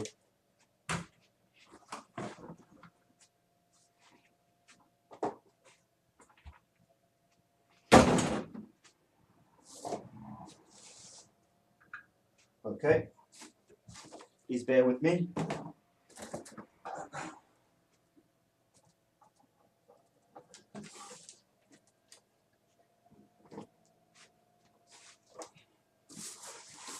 Okay, so hopefully, okay, so that's what it looks like, right? This would be the firmament inside this torus egg, okay? The sky that runs across, okay? So it's almost like a dome, okay? So we're sealed off from these realms above, and I'll explain all that in a second, right? So when we're looking at it from underneath, when we're sat on the earth, we're seeing all the constellations revolving above us, okay? So pretty straightforward, really. So that's the firmament, okay? So this firmament on its axis, right, is revolving, okay? There's motion, everything's moving above us, but the terra firma we're standing on is obviously not moving, okay? So this axis is revolving, it's turning the firmament with all the stars and the constellations and everything else. In turn, it's also affecting the motions of these toroidal fields that are spinning around us, like we discussed earlier on. Those toroidal fields are also carrying the suns and moons around, which is causing our days and nights and seasons and times, okay? And that in turn, that motion is also creating our weather, our winds, our currents, flows, airstreams, everything else. So it's one big system working together. It's a network starting from the cosmic vortex, okay? So I hope that is clear enough, okay? So what that would look like is something like this, okay?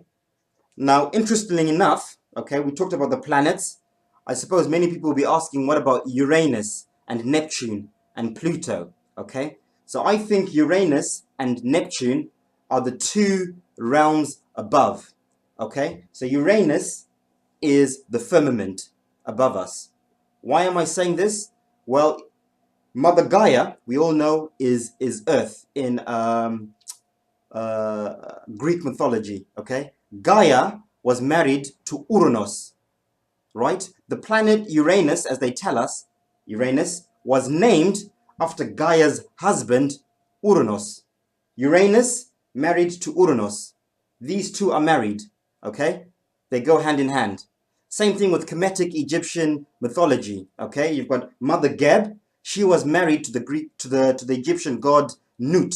And Nut is always depicted as the sky, okay? So Uranus, Nut, Uranus, same thing, okay? They also tell us that Uranus and Neptune are kind of planets, but they're exoplanets. They don't go in the same category as these seven wandering stars, okay? They put in a different category, and that's the reason why, okay? Pluto the planet Pluto was named after the Greek god of the underworlds, and that's because Pluto is the firmament below us. As above, so below. There's a firmament above us, but there's also a firmament below us, okay? Below the great sea, the great deep, the Gabadoka Ocean, as the Vedics called it, okay? So that tells me syncretically that there is a firmament and what the firmament is, and that shows you how I've come to that conclusion, okay? Above that, you've got Neptune. Neptune was named after the keeper of the waters, okay? Which waters? The waters above and the waters below, okay? So Neptune is the keeper of the waters. This is the next realm. By the way, these realms above the firmament are very transcendental. We cannot go to these planets naturally. We all know that, okay? These are luminaries. These are suns and moons. We can't go to the sun or the moons, okay? Outer space does exist, like I said. It's beyond these Van Allen belts and these lands beyond. This would be outer space, okay? Definitely, we cannot go up here. This place is very, very transcendental. It's spiritual. You can only go there as a soul or a spirit or a star. All the same thing, okay? This is the only time you can go up there, and I'll explain all that in a minute, okay? So mainstream science tells us that there is Uranus, Neptune, and I'll explain how the heavens work. So there are 4 heavens and there are 4 hells. In fact, the Vedics say there are 7 heavenly realms and 7 hellish realms. Again, we'll go through that in a second. So mainstream science tells us that there's the Milky Way galaxy, Andromeda galaxy, and the Omega galaxy, and then the point of singularity. Okay, this is where Polaris is. Polaris is right at the top, okay, right in the center of the axis, the cosmic axis. Right, everything is spinning around Polaris, just like we witness with our eyes. When you look up at the North Star, Polaris, you see all the stars are revolving, yeah, around Polaris. Okay, Polaris is Brahma, the creator. This is Big Brother. So when you see that triangle with the eye that these elites show us, this is what they're trying to tell us, that Big Brother is watching. Okay, unfortunately, they're twisting it and usurping it and making it very occult. It shouldn't be an occult thing. This is something everyone should know.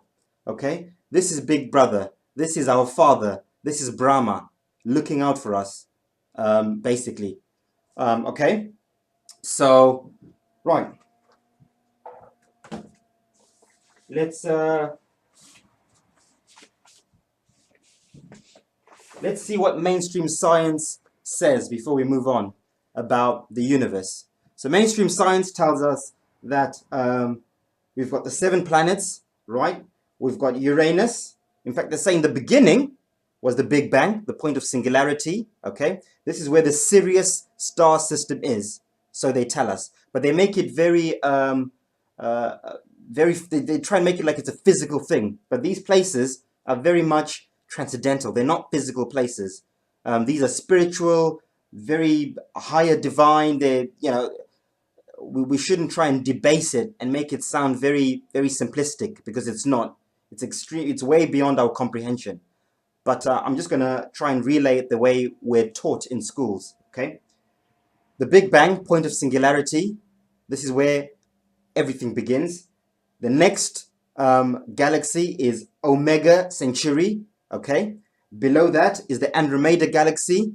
Below that is the Milky Way, or Uranus, the firmament. And then we've got all our wandering stars below that. That's what mainstream science says. Okay. And Pluto at the bottom. Pluto is always an exoplanet. They debate about whether Pluto is a planet or it's not. Do we count it? Don't we? And this is why. Because Pluto is the firmament below us. Okay? Right. Let's have a look at what the Vedics say about our cosmology. So the Vedics go into a lot more detail. Right? The Vedics say there are 7 heavenly realms and there are 7 hellish realms. Okay? The top realm is called Brahma Loka or Satya Loka. Like we said, point of singularity, where everything began. The North Star, God. This is the Holy Trinity. This is where they all began. This is where everything started, like I keep saying. The next round down, they called the Tapaloka. Okay, right? The next round down is the Yana Loka, and then the Mahaloka, right? Or the Sphaloka. Spha as in stars. Okay, this is now the firmament that we're showing with all the stars and the constellations, what we see when we look up. Okay, they call this axis mundi, or where this point meets, the Dhruva. Okay, this is where this is where we see the skies meeting with the cosmic axis, or the pole star, the Dhruva. Okay, this is the Merudanda that runs through the cosmic axis. Okay, and then they name all the different stars. They call Saturn Sanaisuru. They call Jupiter Brahaspati, Mars Mangal, Venus Sikuru, our sun Surya, our moon Chandra, and Mercury at the center, Buddha. Buddha, why Buddha? Buddha the messenger. Okay, Buddha was the messenger of God. I'm going to explain why that is important and why Buddha is the messenger at the center. That's very important. They then tell us that there is a Loka, okay, Bu world, the world of earth, Bu, and this is the Bu Mandala, okay, the earthly plane, right, with the four concentric, they tell us they're concentric rings of land on the Bu Mandala, okay, and they name all these different lands, which I won't go into right now, but we'll do that for another video, okay. So these are now the 7 heavenly realms, the Varthis, they call them, okay. By the way, they split this egg into 3 as well, right? The Swag Lokas, the heavens, the Bu Lokas, the middle realm, and the Bata Lokas, the hellish realms. Okay? So now we've got 7 on top. What are the 7 below? The 7 below are the first part of inner earth. So remember we said there are 2 parts of inner earth. Gaia, Mother Earth, had 2 children, Prometheus and Epimetheus. Okay? So Atala Loka is the first part of inner earth. I think this is where all the tunnels are. I'll explain that in a second anyway. The next realm would be the Vitala Loka. Okay, that's the next hellish realm. Below that, you've got the Sutala Loka, which is the great deep in the Gabadoka Ocean, the great ocean, the turtle. We always see it depicted in many ancient depictions of the earth, the flat earth, sitting on a turtle. This is the turtle. This is what that means. The turtle is the great ocean below us that the earth is sitting on. It's not an actual turtle like people say. It's the great ocean. Below that, we've got the 4 hellish realms. The Talatala Loka, the Mahatala Loka, the Rasatala Loka, and the Patala Loka. And then you've got Shiva in hell, so to speak. Okay? So that's the 7 hellish realms. 7 heavenly realms, 7 hellish realms. So the Vedic scriptures go into a lot of detail. They even go into figures, how big this Bhumandala is. They say it's 8 billion miles across, 8 billion kilometers across. Okay? They give so much detail for those who want to read into that and study that. Let's look at what the Norse said about the universe. Okay? So the Norse also divided it into 3. They've got Valhalla or Asgard, which are the heavenly realms. Okay, they've got Midgard, Middle Garden. This is where we are. Okay, and then they've got Helem, which is the hellish realms below us. Okay, so they've got Valhalla, where Odin is. Sorry, abode of Odin. Okay, you've got Gimle, the 3 realms: Gimle, Valhalla, and Himmelborg. These are the 3 heavens that they talk about. These 3 up here. The 4th one being the abode of Odin. Okay, and then you've got the Alfheim realm. Okay, Alfheim. I think they called it the realm of the little elves. Little elves referring to the stars, because that's what they saw. When they saw the lights in the sky, they called them the little elves. This is Alfheim. Okay, they're named, and of course you've got the Bifrost Bridge. Okay, as in the Cosmic Highway, Bifrost Bridge, self-explanatory, right? They named all the planets. They named Saturn, Woden, Jupiter, Frigg. These were named after gods. Mars, Tyre, Venus, Freya, the sun, Suna, our moon, Mani. Okay? And then they named Mercury, Hermod, was also a god of a messenger of some sort. Again, that is very important. That messenger is very important. Of course, these all had their roles. The most common ones are obviously the messenger and Saturn, time. Saturn's always associated with time, Father Time. And I'll explain exactly why that is in a minute as well. Okay? The Norse also described these lands in great detail. Okay? They called this whole part Midgard, the Middle Garden, but they also called the crater continent. I'll show you.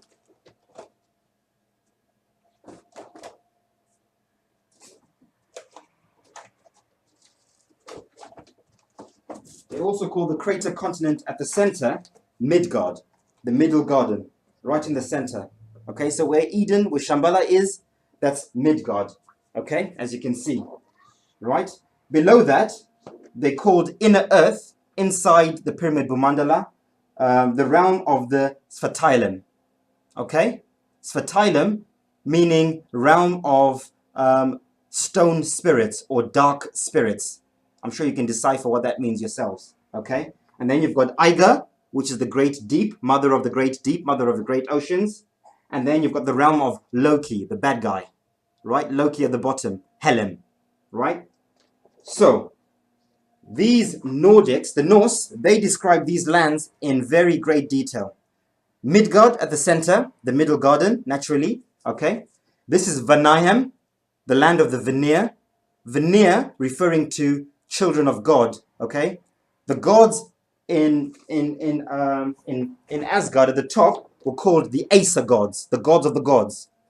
The gods where we are, the Vanir, were children of the Aesir gods. So they considered the beings that live here to be children of the Aesir gods, of the gods of the gods. Vanaheim.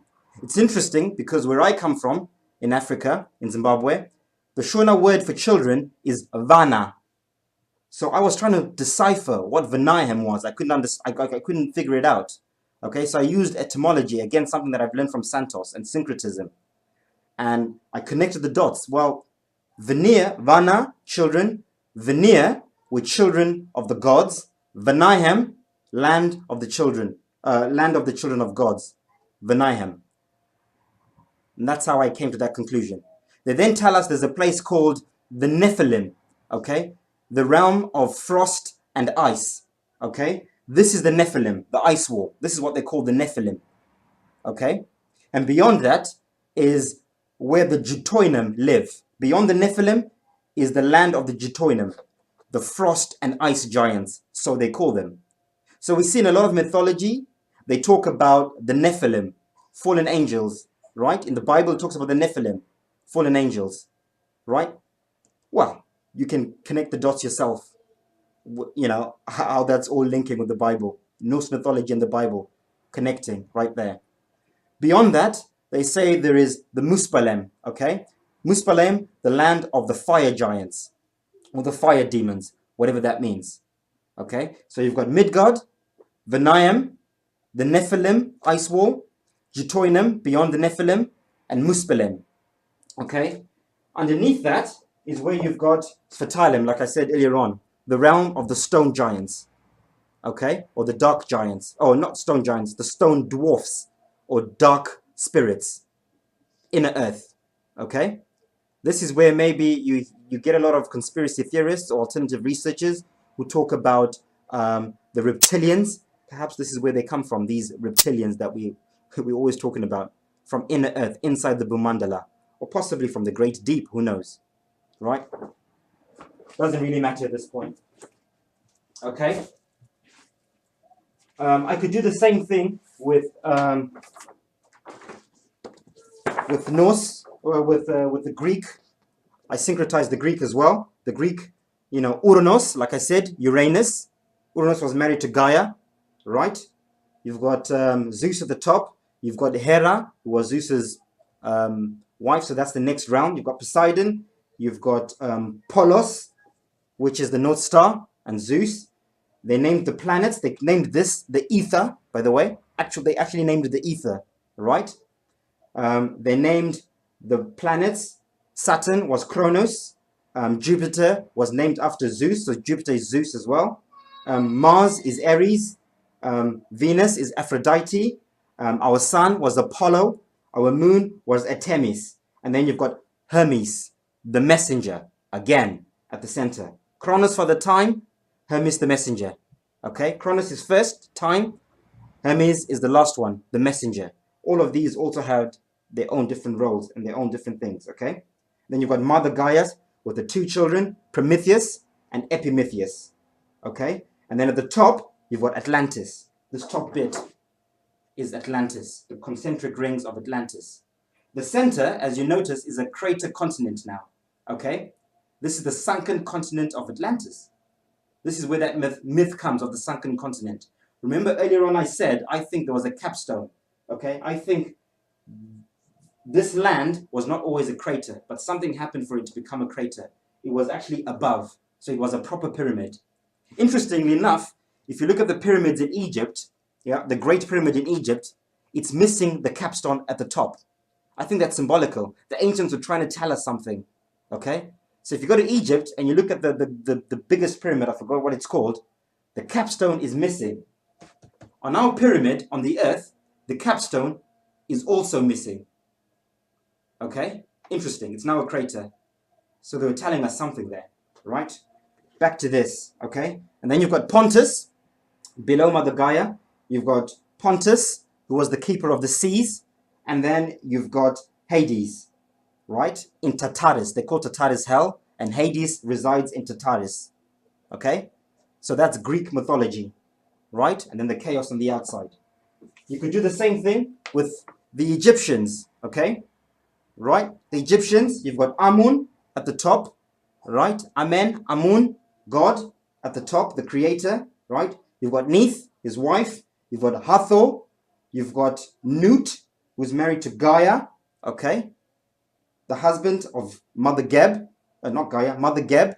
So Geb and Nut are husband and wife. The firmament above us and the earth below us, okay? They also named all the stars, all the wandering stars, okay? Saturn, now this is quite controversial. This is just my own secret. This is not confirmed. This was just me coming up, trying to decipher it myself. It could be wrong. If someone can correct me, that'd be great. But I think Osiris is Saturn. That's Osiris, okay? Isis is Jupiter, okay? Deshir, for sure I know, is Mars. Sekhmet, again for sure I know, is Venus. Ra, for sure I know, is our sun, Ra. I think everyone knows that. And Khonsu is the moon, okay? And then you've got Thoth, for sure I know, again, messenger, okay? And then you've got Horus, the god Horus, keeper of the winds. Which winds? These winds. Toroidal field, the toroidal fields around the earth. These are the winds. So when they say this is the keeper of the winds, these are the winds that it's keeping, okay? By the way, you read in the Bible and in other scriptures, they talk about the four corners of the earth. These are the four corners of the earth, okay? The four rounds are the four corners. The four winds, they talk about the four winds in the Bible. Which are the four winds? The four Taurus fields. These are the four winds talked about in the Bible, okay? And then below that, the Egyptians, the Kemetic Egyptians, they called the great deep Mother Sobek. Sobek, the keeper of the waters, okay? And then you've got Atum, the tomb, right? At the bottom. Okay? And that is Kemetic Greek universe inside the cosmic egg. Okay? Right. So, let's move on to the next bit. Okay, we've established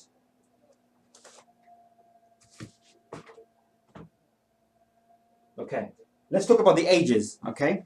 In particularly in the Indian cultures, they talk about the four ages, okay? These are ages of consciousness. So everything is cyclical in life. You know, there are peaks and troughs. There are times when consciousness is up and there are times when consciousness is down. For all the beings that live on the Bhumandala, there are different beings, different races, different nationalities, all along this Bhumandala, okay? So this is what we might call aliens beyond our ice wall. We might call these aliens, but they are beings just like we are beings here.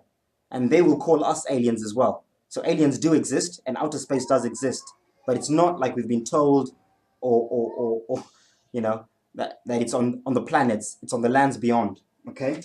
So this is really important. Really, really important. I need to explain this. The ages. Okay? So, the Indians talk about the four ages, okay? The Kali Yuga, the Dwapara Yuga, the Treta Yuga, and the Satya Yuga, right? The bronze, no, the iron, the bronze, the silver, and the golden age. These are ages of consciousness, okay? These ages are determined by many things. They're determined by the constellations above us, right? In Greek mythology, these would be the gods. Everything above in these realms, these are the gods and goddesses that look after us, the big brothers and big sisters, okay? The suns and the moons that revolve around us, these were called the Olympians. These are the demigods that look after us. subconsciously, okay? They determine the ages. And we, on the earth, on the Bhumandala, we are all the titans, okay? The soldiers that are living out the whole script of the whole thing. So all of this is a stage, okay? We are on the main stage. We are we're on the stage of creation, on the Bhumandala, okay? And these are the directors, if you want to think of it in movie terms. These are the ones directing the scripts and the programs, right? There is free will, I'm saying that, but don't think that we don't have free will. We do have free will, but on a grand scheme, there is a script within that narrative. Otherwise, you'd just be crazy to be chaotic. There has to be a cycle, there has to be order to all of this. None of this is just random and chaotic. There's an order, there's a cycle, there's a system to all of it. Okay? So, interesting enough, I noticed something very, very interesting, right? These toroidal fields, the Van Allen belts that are around all the Earths, okay, these are constantly growing, expanding, and contracting. Okay, this is what creates our ages. In the Vedic scriptures, they talk about a 26,000 year cycle of consciousness. Every 26,000 years, we shift within that 26,000 years from the Iron to the Golden Age. So every 6,400 and whatever years, we go from one age into another. Okay? And even within that, there are ages, which are what we call the zodiacal ages.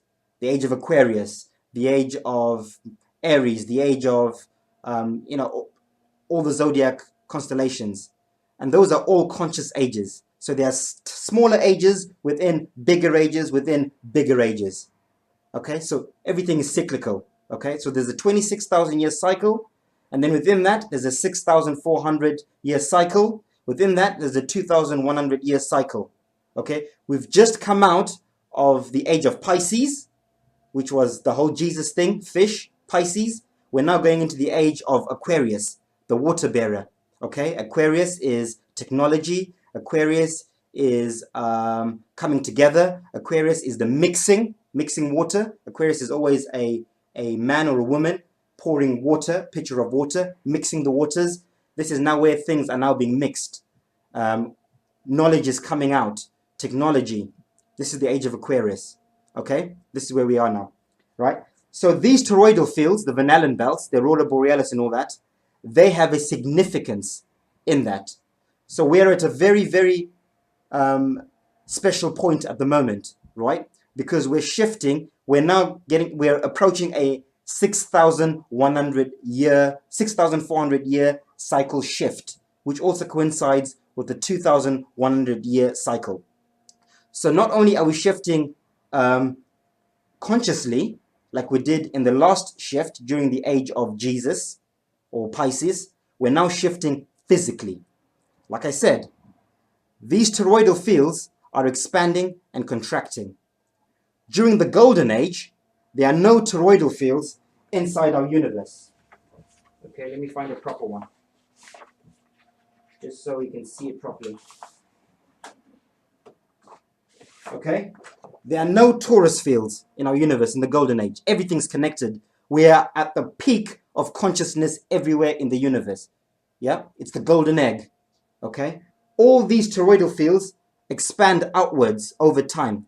It's almost like the cosmic egg is breathing in and out. The womb of creation breathes in and breathes out, breathes in and breathes out. And these toroidal fields follow that breath created by the axis mundi.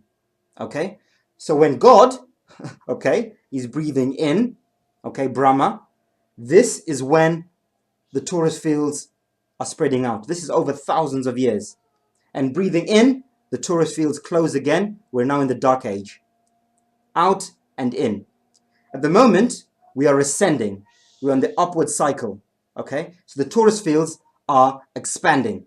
This is what is causing this conscious awakening that is happening at the moment. This is why we are consciously waking up at the moment.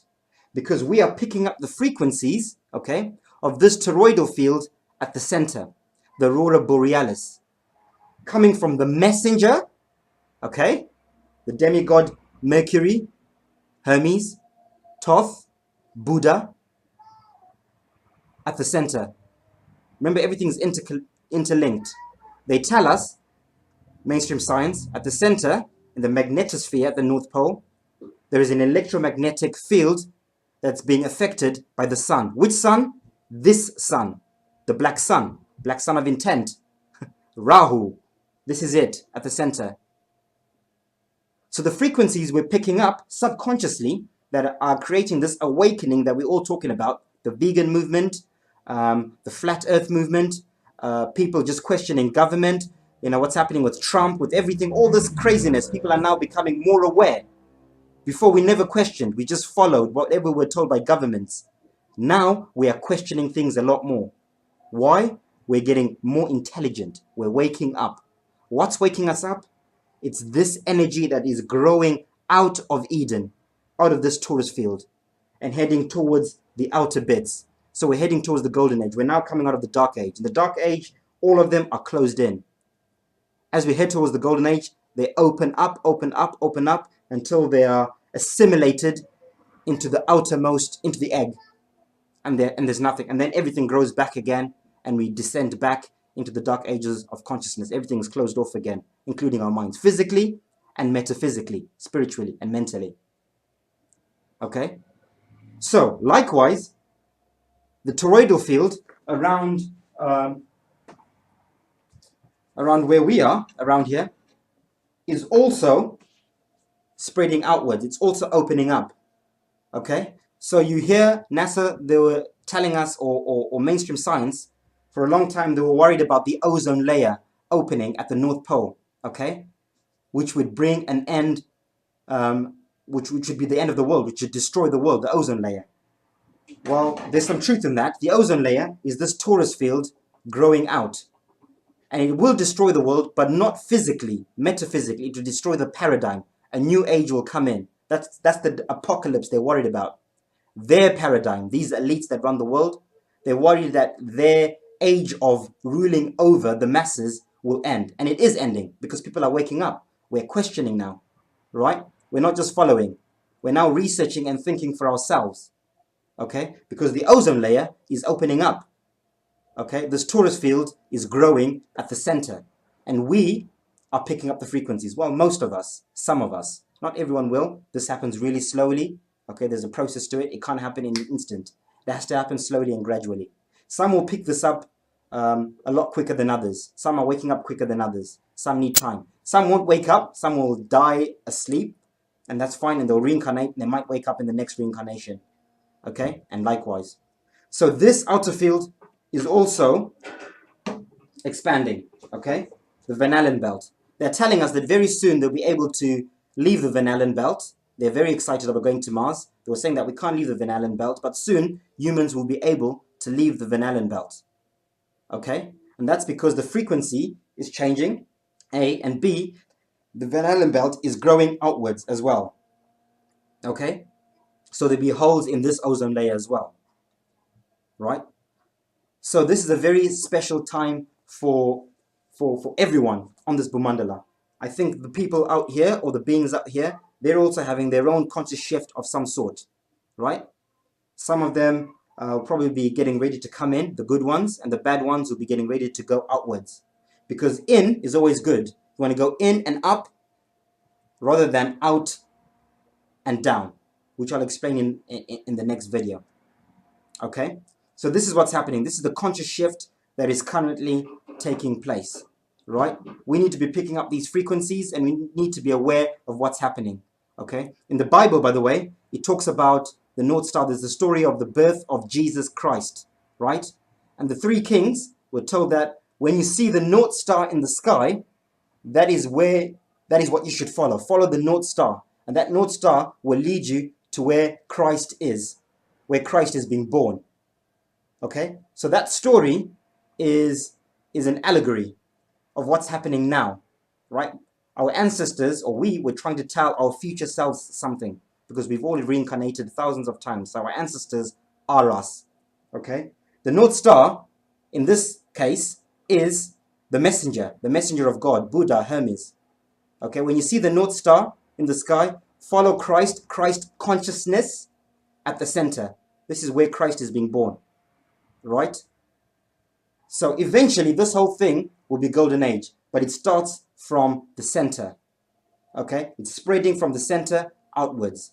So those who are not in this frequency, are not on this journey, they will run away from this frequency, okay? They want to go as far away from it. These elites, they want to go to Mars. They're running away from this divine frequency because they are not, it's not their soul path, it's not their journey. And I'll talk about that in the next video, okay? Those of us who are ascending, who are on the way up on the cycle, we are picking up these frequencies and we are being drawn to there. Some are not being drawn anywhere. They're not feeling any of this. They are meant to carry on playing the game on this stage here. They've not learnt enough. They're not ready to move on either way, in or out, right? They are meant to carry on the paradigm here, the new world order here. Okay? The new age. Okay? And hopefully it will be a good one. And I think it will because we're ascending consciously. Right? Right. Next, I want to talk about reincarnation and the cycle of life. Okay? So this is now more metaphysical. Okay? I can't prove any of this. I'm not saying it's absolutely true, but this is my understanding and perspective based on what I've researched and what I feel, my knowledge, and you know, it could be wrong. If people can correct me, that's fine. If people resonate with it, great. If you don't, that's okay too. Okay? So, remember earlier on I said that we're all stars. Everything is a star. And we are all reflections of God. Every single one of us. Everything that is conscious is a fragment of the whole. The whole being Brahma at the top. Okay? God. So we are drops in the ocean of consciousness. Okay? So in the beginning was the Holy Trinity at the top. Okay? And they birthed many, many souls, including you and me. Right now, okay, we are souls birthed out of the whole, out of God. Tells us in the Bible, God breathed air into Adam, right? So that air is consciousness, okay? That is what consciousness is. The Holy Spirit, that is what we are. We are Holy Spirits. Everything is a star. All is a tune. All is a moon, as Santos always says. So, this is where we were. Remember, we're talking about the different realms, the 14 different realms that the Vedics talk about, okay? And this is where the cycle of life happens, and this is how the cycle of life happens. So first, you're one with the whole. You are there born or created as a soul, individual soul. You then become a fallen angel. So you experience independentness for the first time in this top realm, which is... let me get this correct. Okay? Which is the Tapaloka in Vedic cosmology. This is where you experience your first life as a single soul, as an individual soul, right? You then go into the Yanaloka, right? You become a fallen angel again, right? You then go into the Mahaloka, you're a fallen angel again. And all this time, you're falling in consciousness as well, okay? So the further you are from source, the further down your consciousness is falling. Okay? Right? And up here, you're still in the heavens. You're still an angel. But you're becoming a fallen angel, like it says in the Bible. Okay? Once you leave the Mahaloka, the stars, once you leave the skies, you're no longer an angel now. You're now in time. This is where time comes in. Chronos, Saturn, Father Time, Sine Suru, Father Time. This is the first place you incarnate into. You incarnate into the planet Saturn. You then become a demigod, right? As the Greeks put it, right? You're now influencing, yeah? You're now a director, you know, of the Titans. We are the Titans on Earth, okay? So you do your time in there. You then reincarnate down to the next sun, which is Mars, okay? You're now influencing the beings on those lands where Mars is. And then you incarnate into the next one, which is our sun, Apollo. You're influencing the beings where we are. So right now in the sun, there are beings that are influencing us. So you hear this movement about people saying, I'm sun gazing. Okay, I look up in the sun and I sun gaze and I meditate and whatever. That's because you're communicating with the beings right now, the souls in the sun, subconsciously. That is what prayer is. That is what meditation is. You are trying to connect with souls in all these other realms, mainly in the suns. Okay? From the sun, your next incarnation is into Buddha, Hemrod, into Mercury. Okay? You're now a messenger. Okay? You're getting ready to deliver the message from the demigods to the titans. Okay? At this point, you're now maybe at 65% consciousness. Okay? You're now ready to descend into the physical, right? And once you're in the physical, this is when you forget now. This is where we will now have the amnesia, because now you're on the stage of creation. You're now truly an actor, acting out the directives and the ages and everything else. You're now experiencing your own simulation, as well as the collective one of wherever you are. So your first incarnation is into Shambhala, Eden. This is where you first become a fallen angel. You do your time in there, right?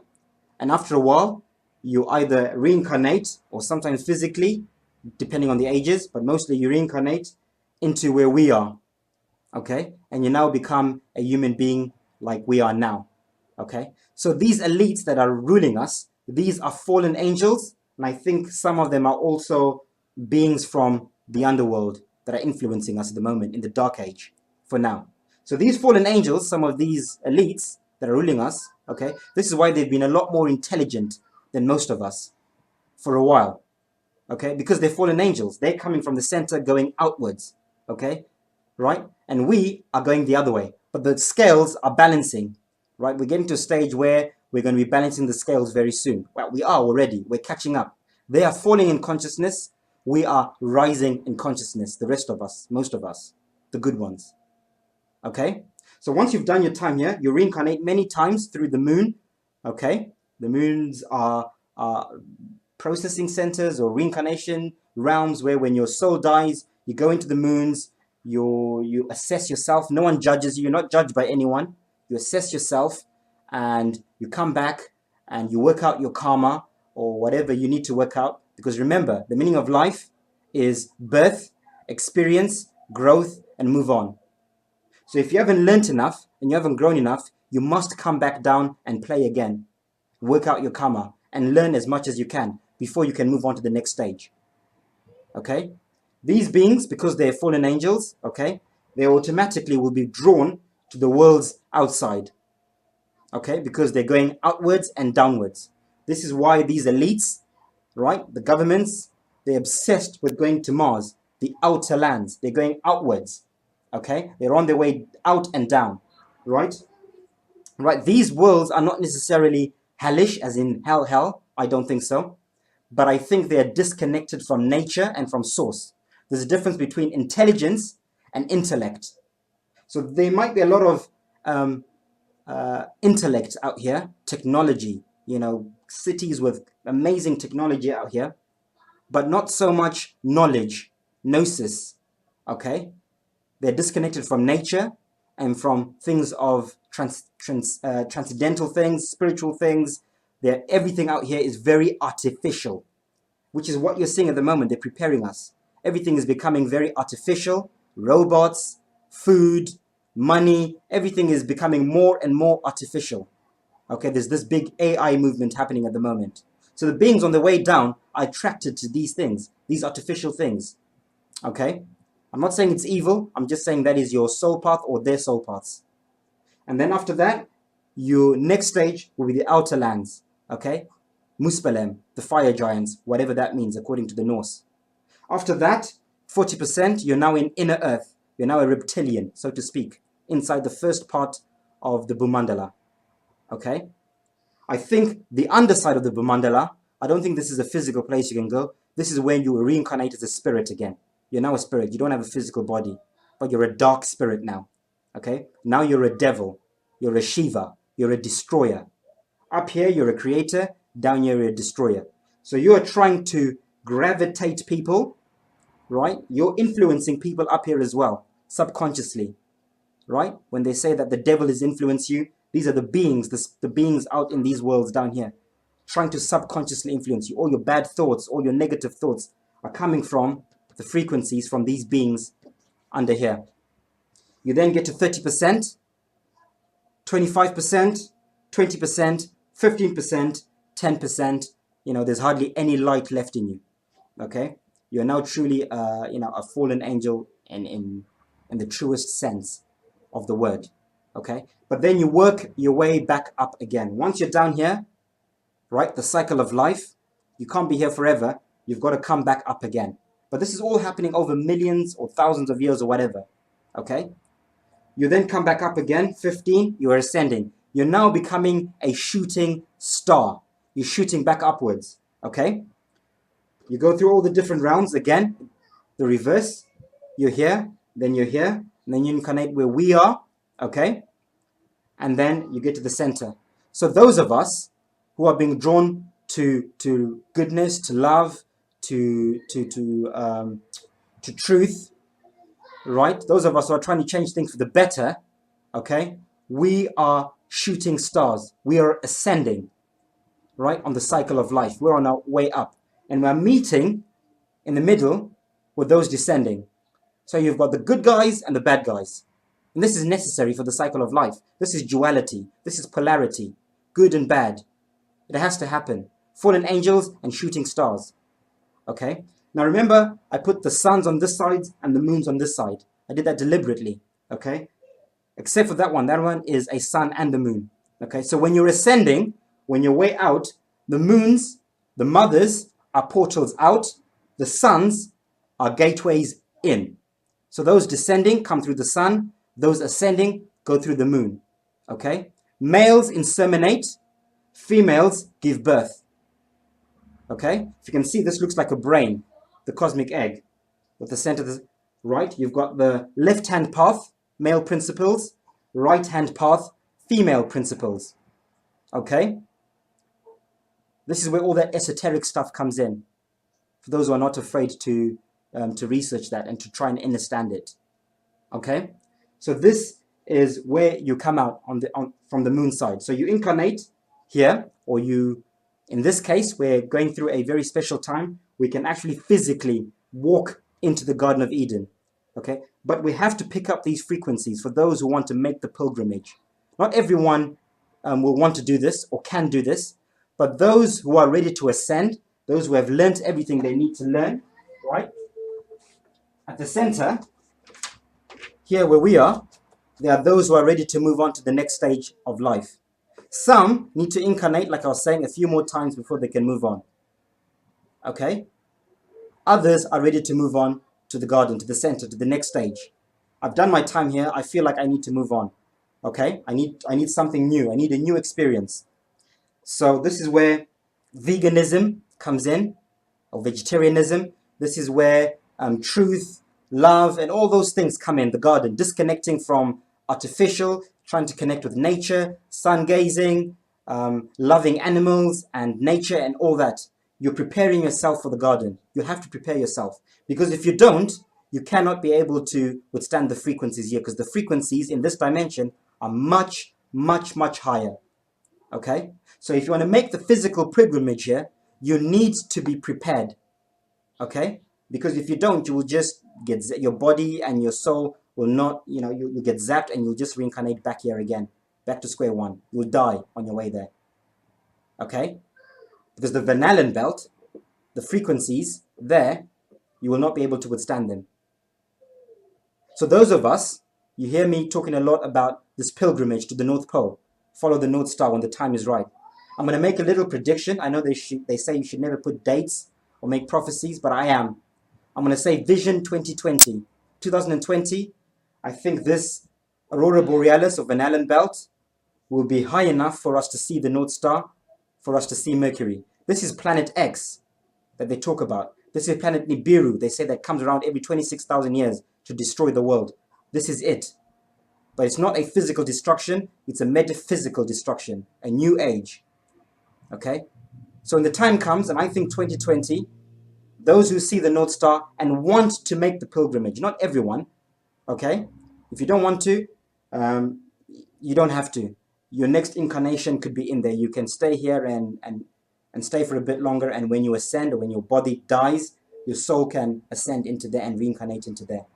But I certainly feel like I want to make a physical pilgrimage when the time is right. Okay, when the time is right, we will make a mass pilgrimage and we'll know. It also says in the Bible that Christ will come like a thief in the night. Okay, what's Christ? Christ is the energy, Christ consciousness, the energy coming from this toroidal field at the center, from the messenger of God. That's Christ.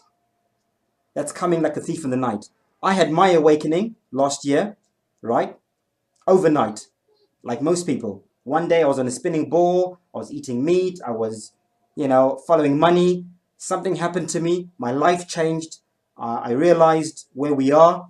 We're not on a spinning ball. I changed my eating habits, etc., etc. My life changed. I became a better person. Okay? Christ got me. Christ consciousness came to me like a thief in the night. I wasn't expecting it, and it just happened. And I'm sure many watching this now have had a very similar experience. Okay? So this is where we are. Right? So, once you're there, you live out your life in the Garden of Eden. Okay? This is a very natural place. There's no technology. Well, there is technology, but it's more of a natural technology. It's a different type of technology. It's not artificial. Okay, nature has got magic. Magic exists, believe it or not, but I won't go into that now. It does exist. So the technology out here is a magical type of technology. It's not artificial like out here. Okay? So this place is not just sitting and gardening and doing nothing. There's a lot going on there. It's a beautiful place, the Garden of Eden. Okay? But you must be at the right frequencies. There's no hate there. There's no bad frequencies. Well, there is, but there is less. There's less duality there. Okay, it's not completely heaven, obviously, but it's closest thing we can get on earth to heaven. Heaven on earth, the closest thing. Okay, and this is where myself and many are being drawn to go. Some are not ready. Okay, this is the middle ground. This is half artificial, half Garden of Eden. You're in the middle of the two worlds. Middle of nature and technology. Artificial technology, natural technology. The middle. We're stuck in the middle. So some are being drawn to this artificial technology. Others are being drawn to nature and natural technology. Okay? And some are not ready to go either way. They will stay and enjoy life here on earth for a bit more and experience and change and help with the ages. Eventually, all of this will be heaven on earth when all the toroidal fields are completely spread out and, and one with the main one. This is when it's heaven on earth. This is when we're in the Satya Yuga, in the golden age. But this will happen really, really, really slowly. So you can see the shift. You can feel the shift. You can see what's happening right now with world governments, with world economies, with people questioning. There's a lot of turmoil going on. Everything must, before there's a new birth, the old must die. So it's going to be a very painful process over the next few years. A lot of things that seem negative will happen. A lot of bad things that we might think are bad will happen. But they have to happen because the old has to die for the new to begin. Okay? Because we're getting into a new age now. And these elites, they know this. Okay? And they are shaking in their boots because we're catching up. We're waking up and their consciousness, they're getting dumber. We're getting smarter. Okay? This is why they are trying to destroy everything before they go. Because they have to go. They have to go. They cannot withstand this frequency. This frequency is hurting them. This energy being sent from the center is not good for them. They do not like it. This is why they're trying to destroy Europe. You see this whole agenda in Europe with the whole immigration, divide and conquer, black versus white, immigrants versus not immigrants, etc., etc. They're doing that on purpose. Divide and conquer. Because they want to destroy everything here before they leave. If we can't have it, we want to burn it before we go. And then you can stay behind and rebuild it on your own. That is the agenda, ultimately. And they'll go out to Mars, running away, and eventually they'll be pushed so much out because they're on their way down. And only the good ones, the ones ascending, will be here during the golden age. Okay? So, going back to the cycle of life. Once you get to ascend into the messenger, when you're a demigod, you get into the moon, you get into Venus, you do Jupiter, you know, you're doing your time in all of those, you're raising in consciousness. And then after that, you become an angel again, right? You're a shooting star here. Now you're an angel again. At 85%, you're ascending. Okay? Now you're influencing things up here. You're a director of everything. You then ascend into there, 90, 95. And then after that, you don't become one with the whole. Now you are free. You exit the cosmic egg through the cosmic highway out into the multiverse. You're now free to explore and experience life in other cosmic eggs, in other experiences, in other worlds, in other universes. Okay? As a free soul, you are free forever. You will never die. Right? You go into another cosmic egg and you have your own experiences in there that are probably totally different to this. Right?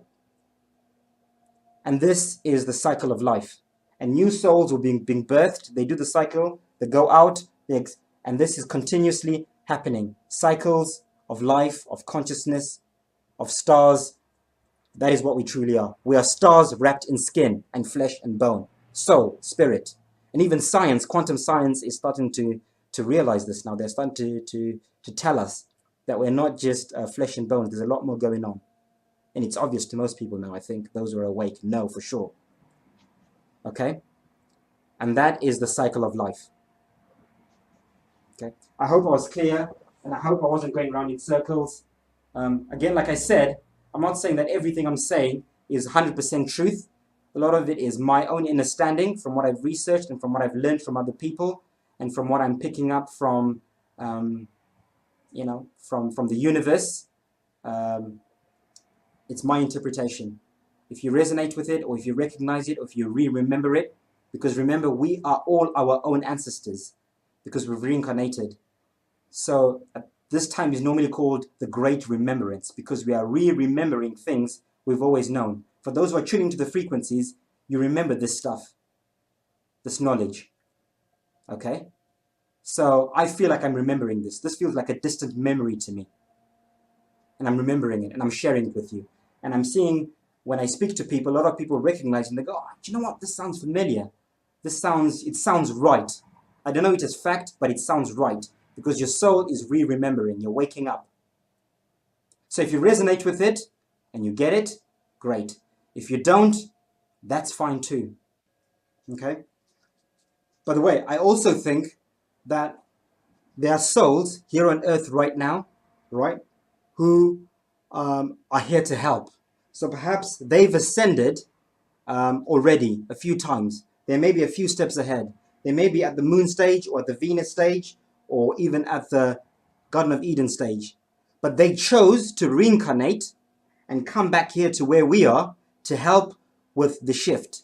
These are what a lot of esoteric circles call the starseed children or the indigo children. These special children that are born special in a way, I guess. So these are the children that are here to help ascend the process. There are many people on earth right now who say, I was born and I don't feel like I belong here. I don't feel like I belong in a body. I don't feel like, I feel like I'm here for a reason beyond just living. There's something going on from when they're born. There are many of these people here. And those, many of you listening now will recognize what I'm saying. Okay, I don't think I'm one of them personally. I might be because I've always had that feeling of there's something more to this, and I had my awakening at the age of 33 last year, and so perhaps I'm one of those souls who chose to come down and help with the ascension process, right? Perhaps I'm on the journey. I incarnated here, and perhaps I've been here, and who knows? But I think there are many things happening with this incarnation. So there are some who've come directly from these outer worlds and have incarnated. These are the new souls, the young souls. They are the old souls who've incarnated many times and who've learned, and they are now ready to move on. There are other souls who've come backwards. They were already ahead. They've now come back and they want to help with the ascension, and then they'll move on spiritually. So maybe they're not even meant to be going to the center at all in physical form. Maybe when they ascend, they are ascending upwards into the moons or whatever spiritually. They're not going to be reincarnating into body in the next life. Okay, so many things going. Personally, I think I'm destined for the center.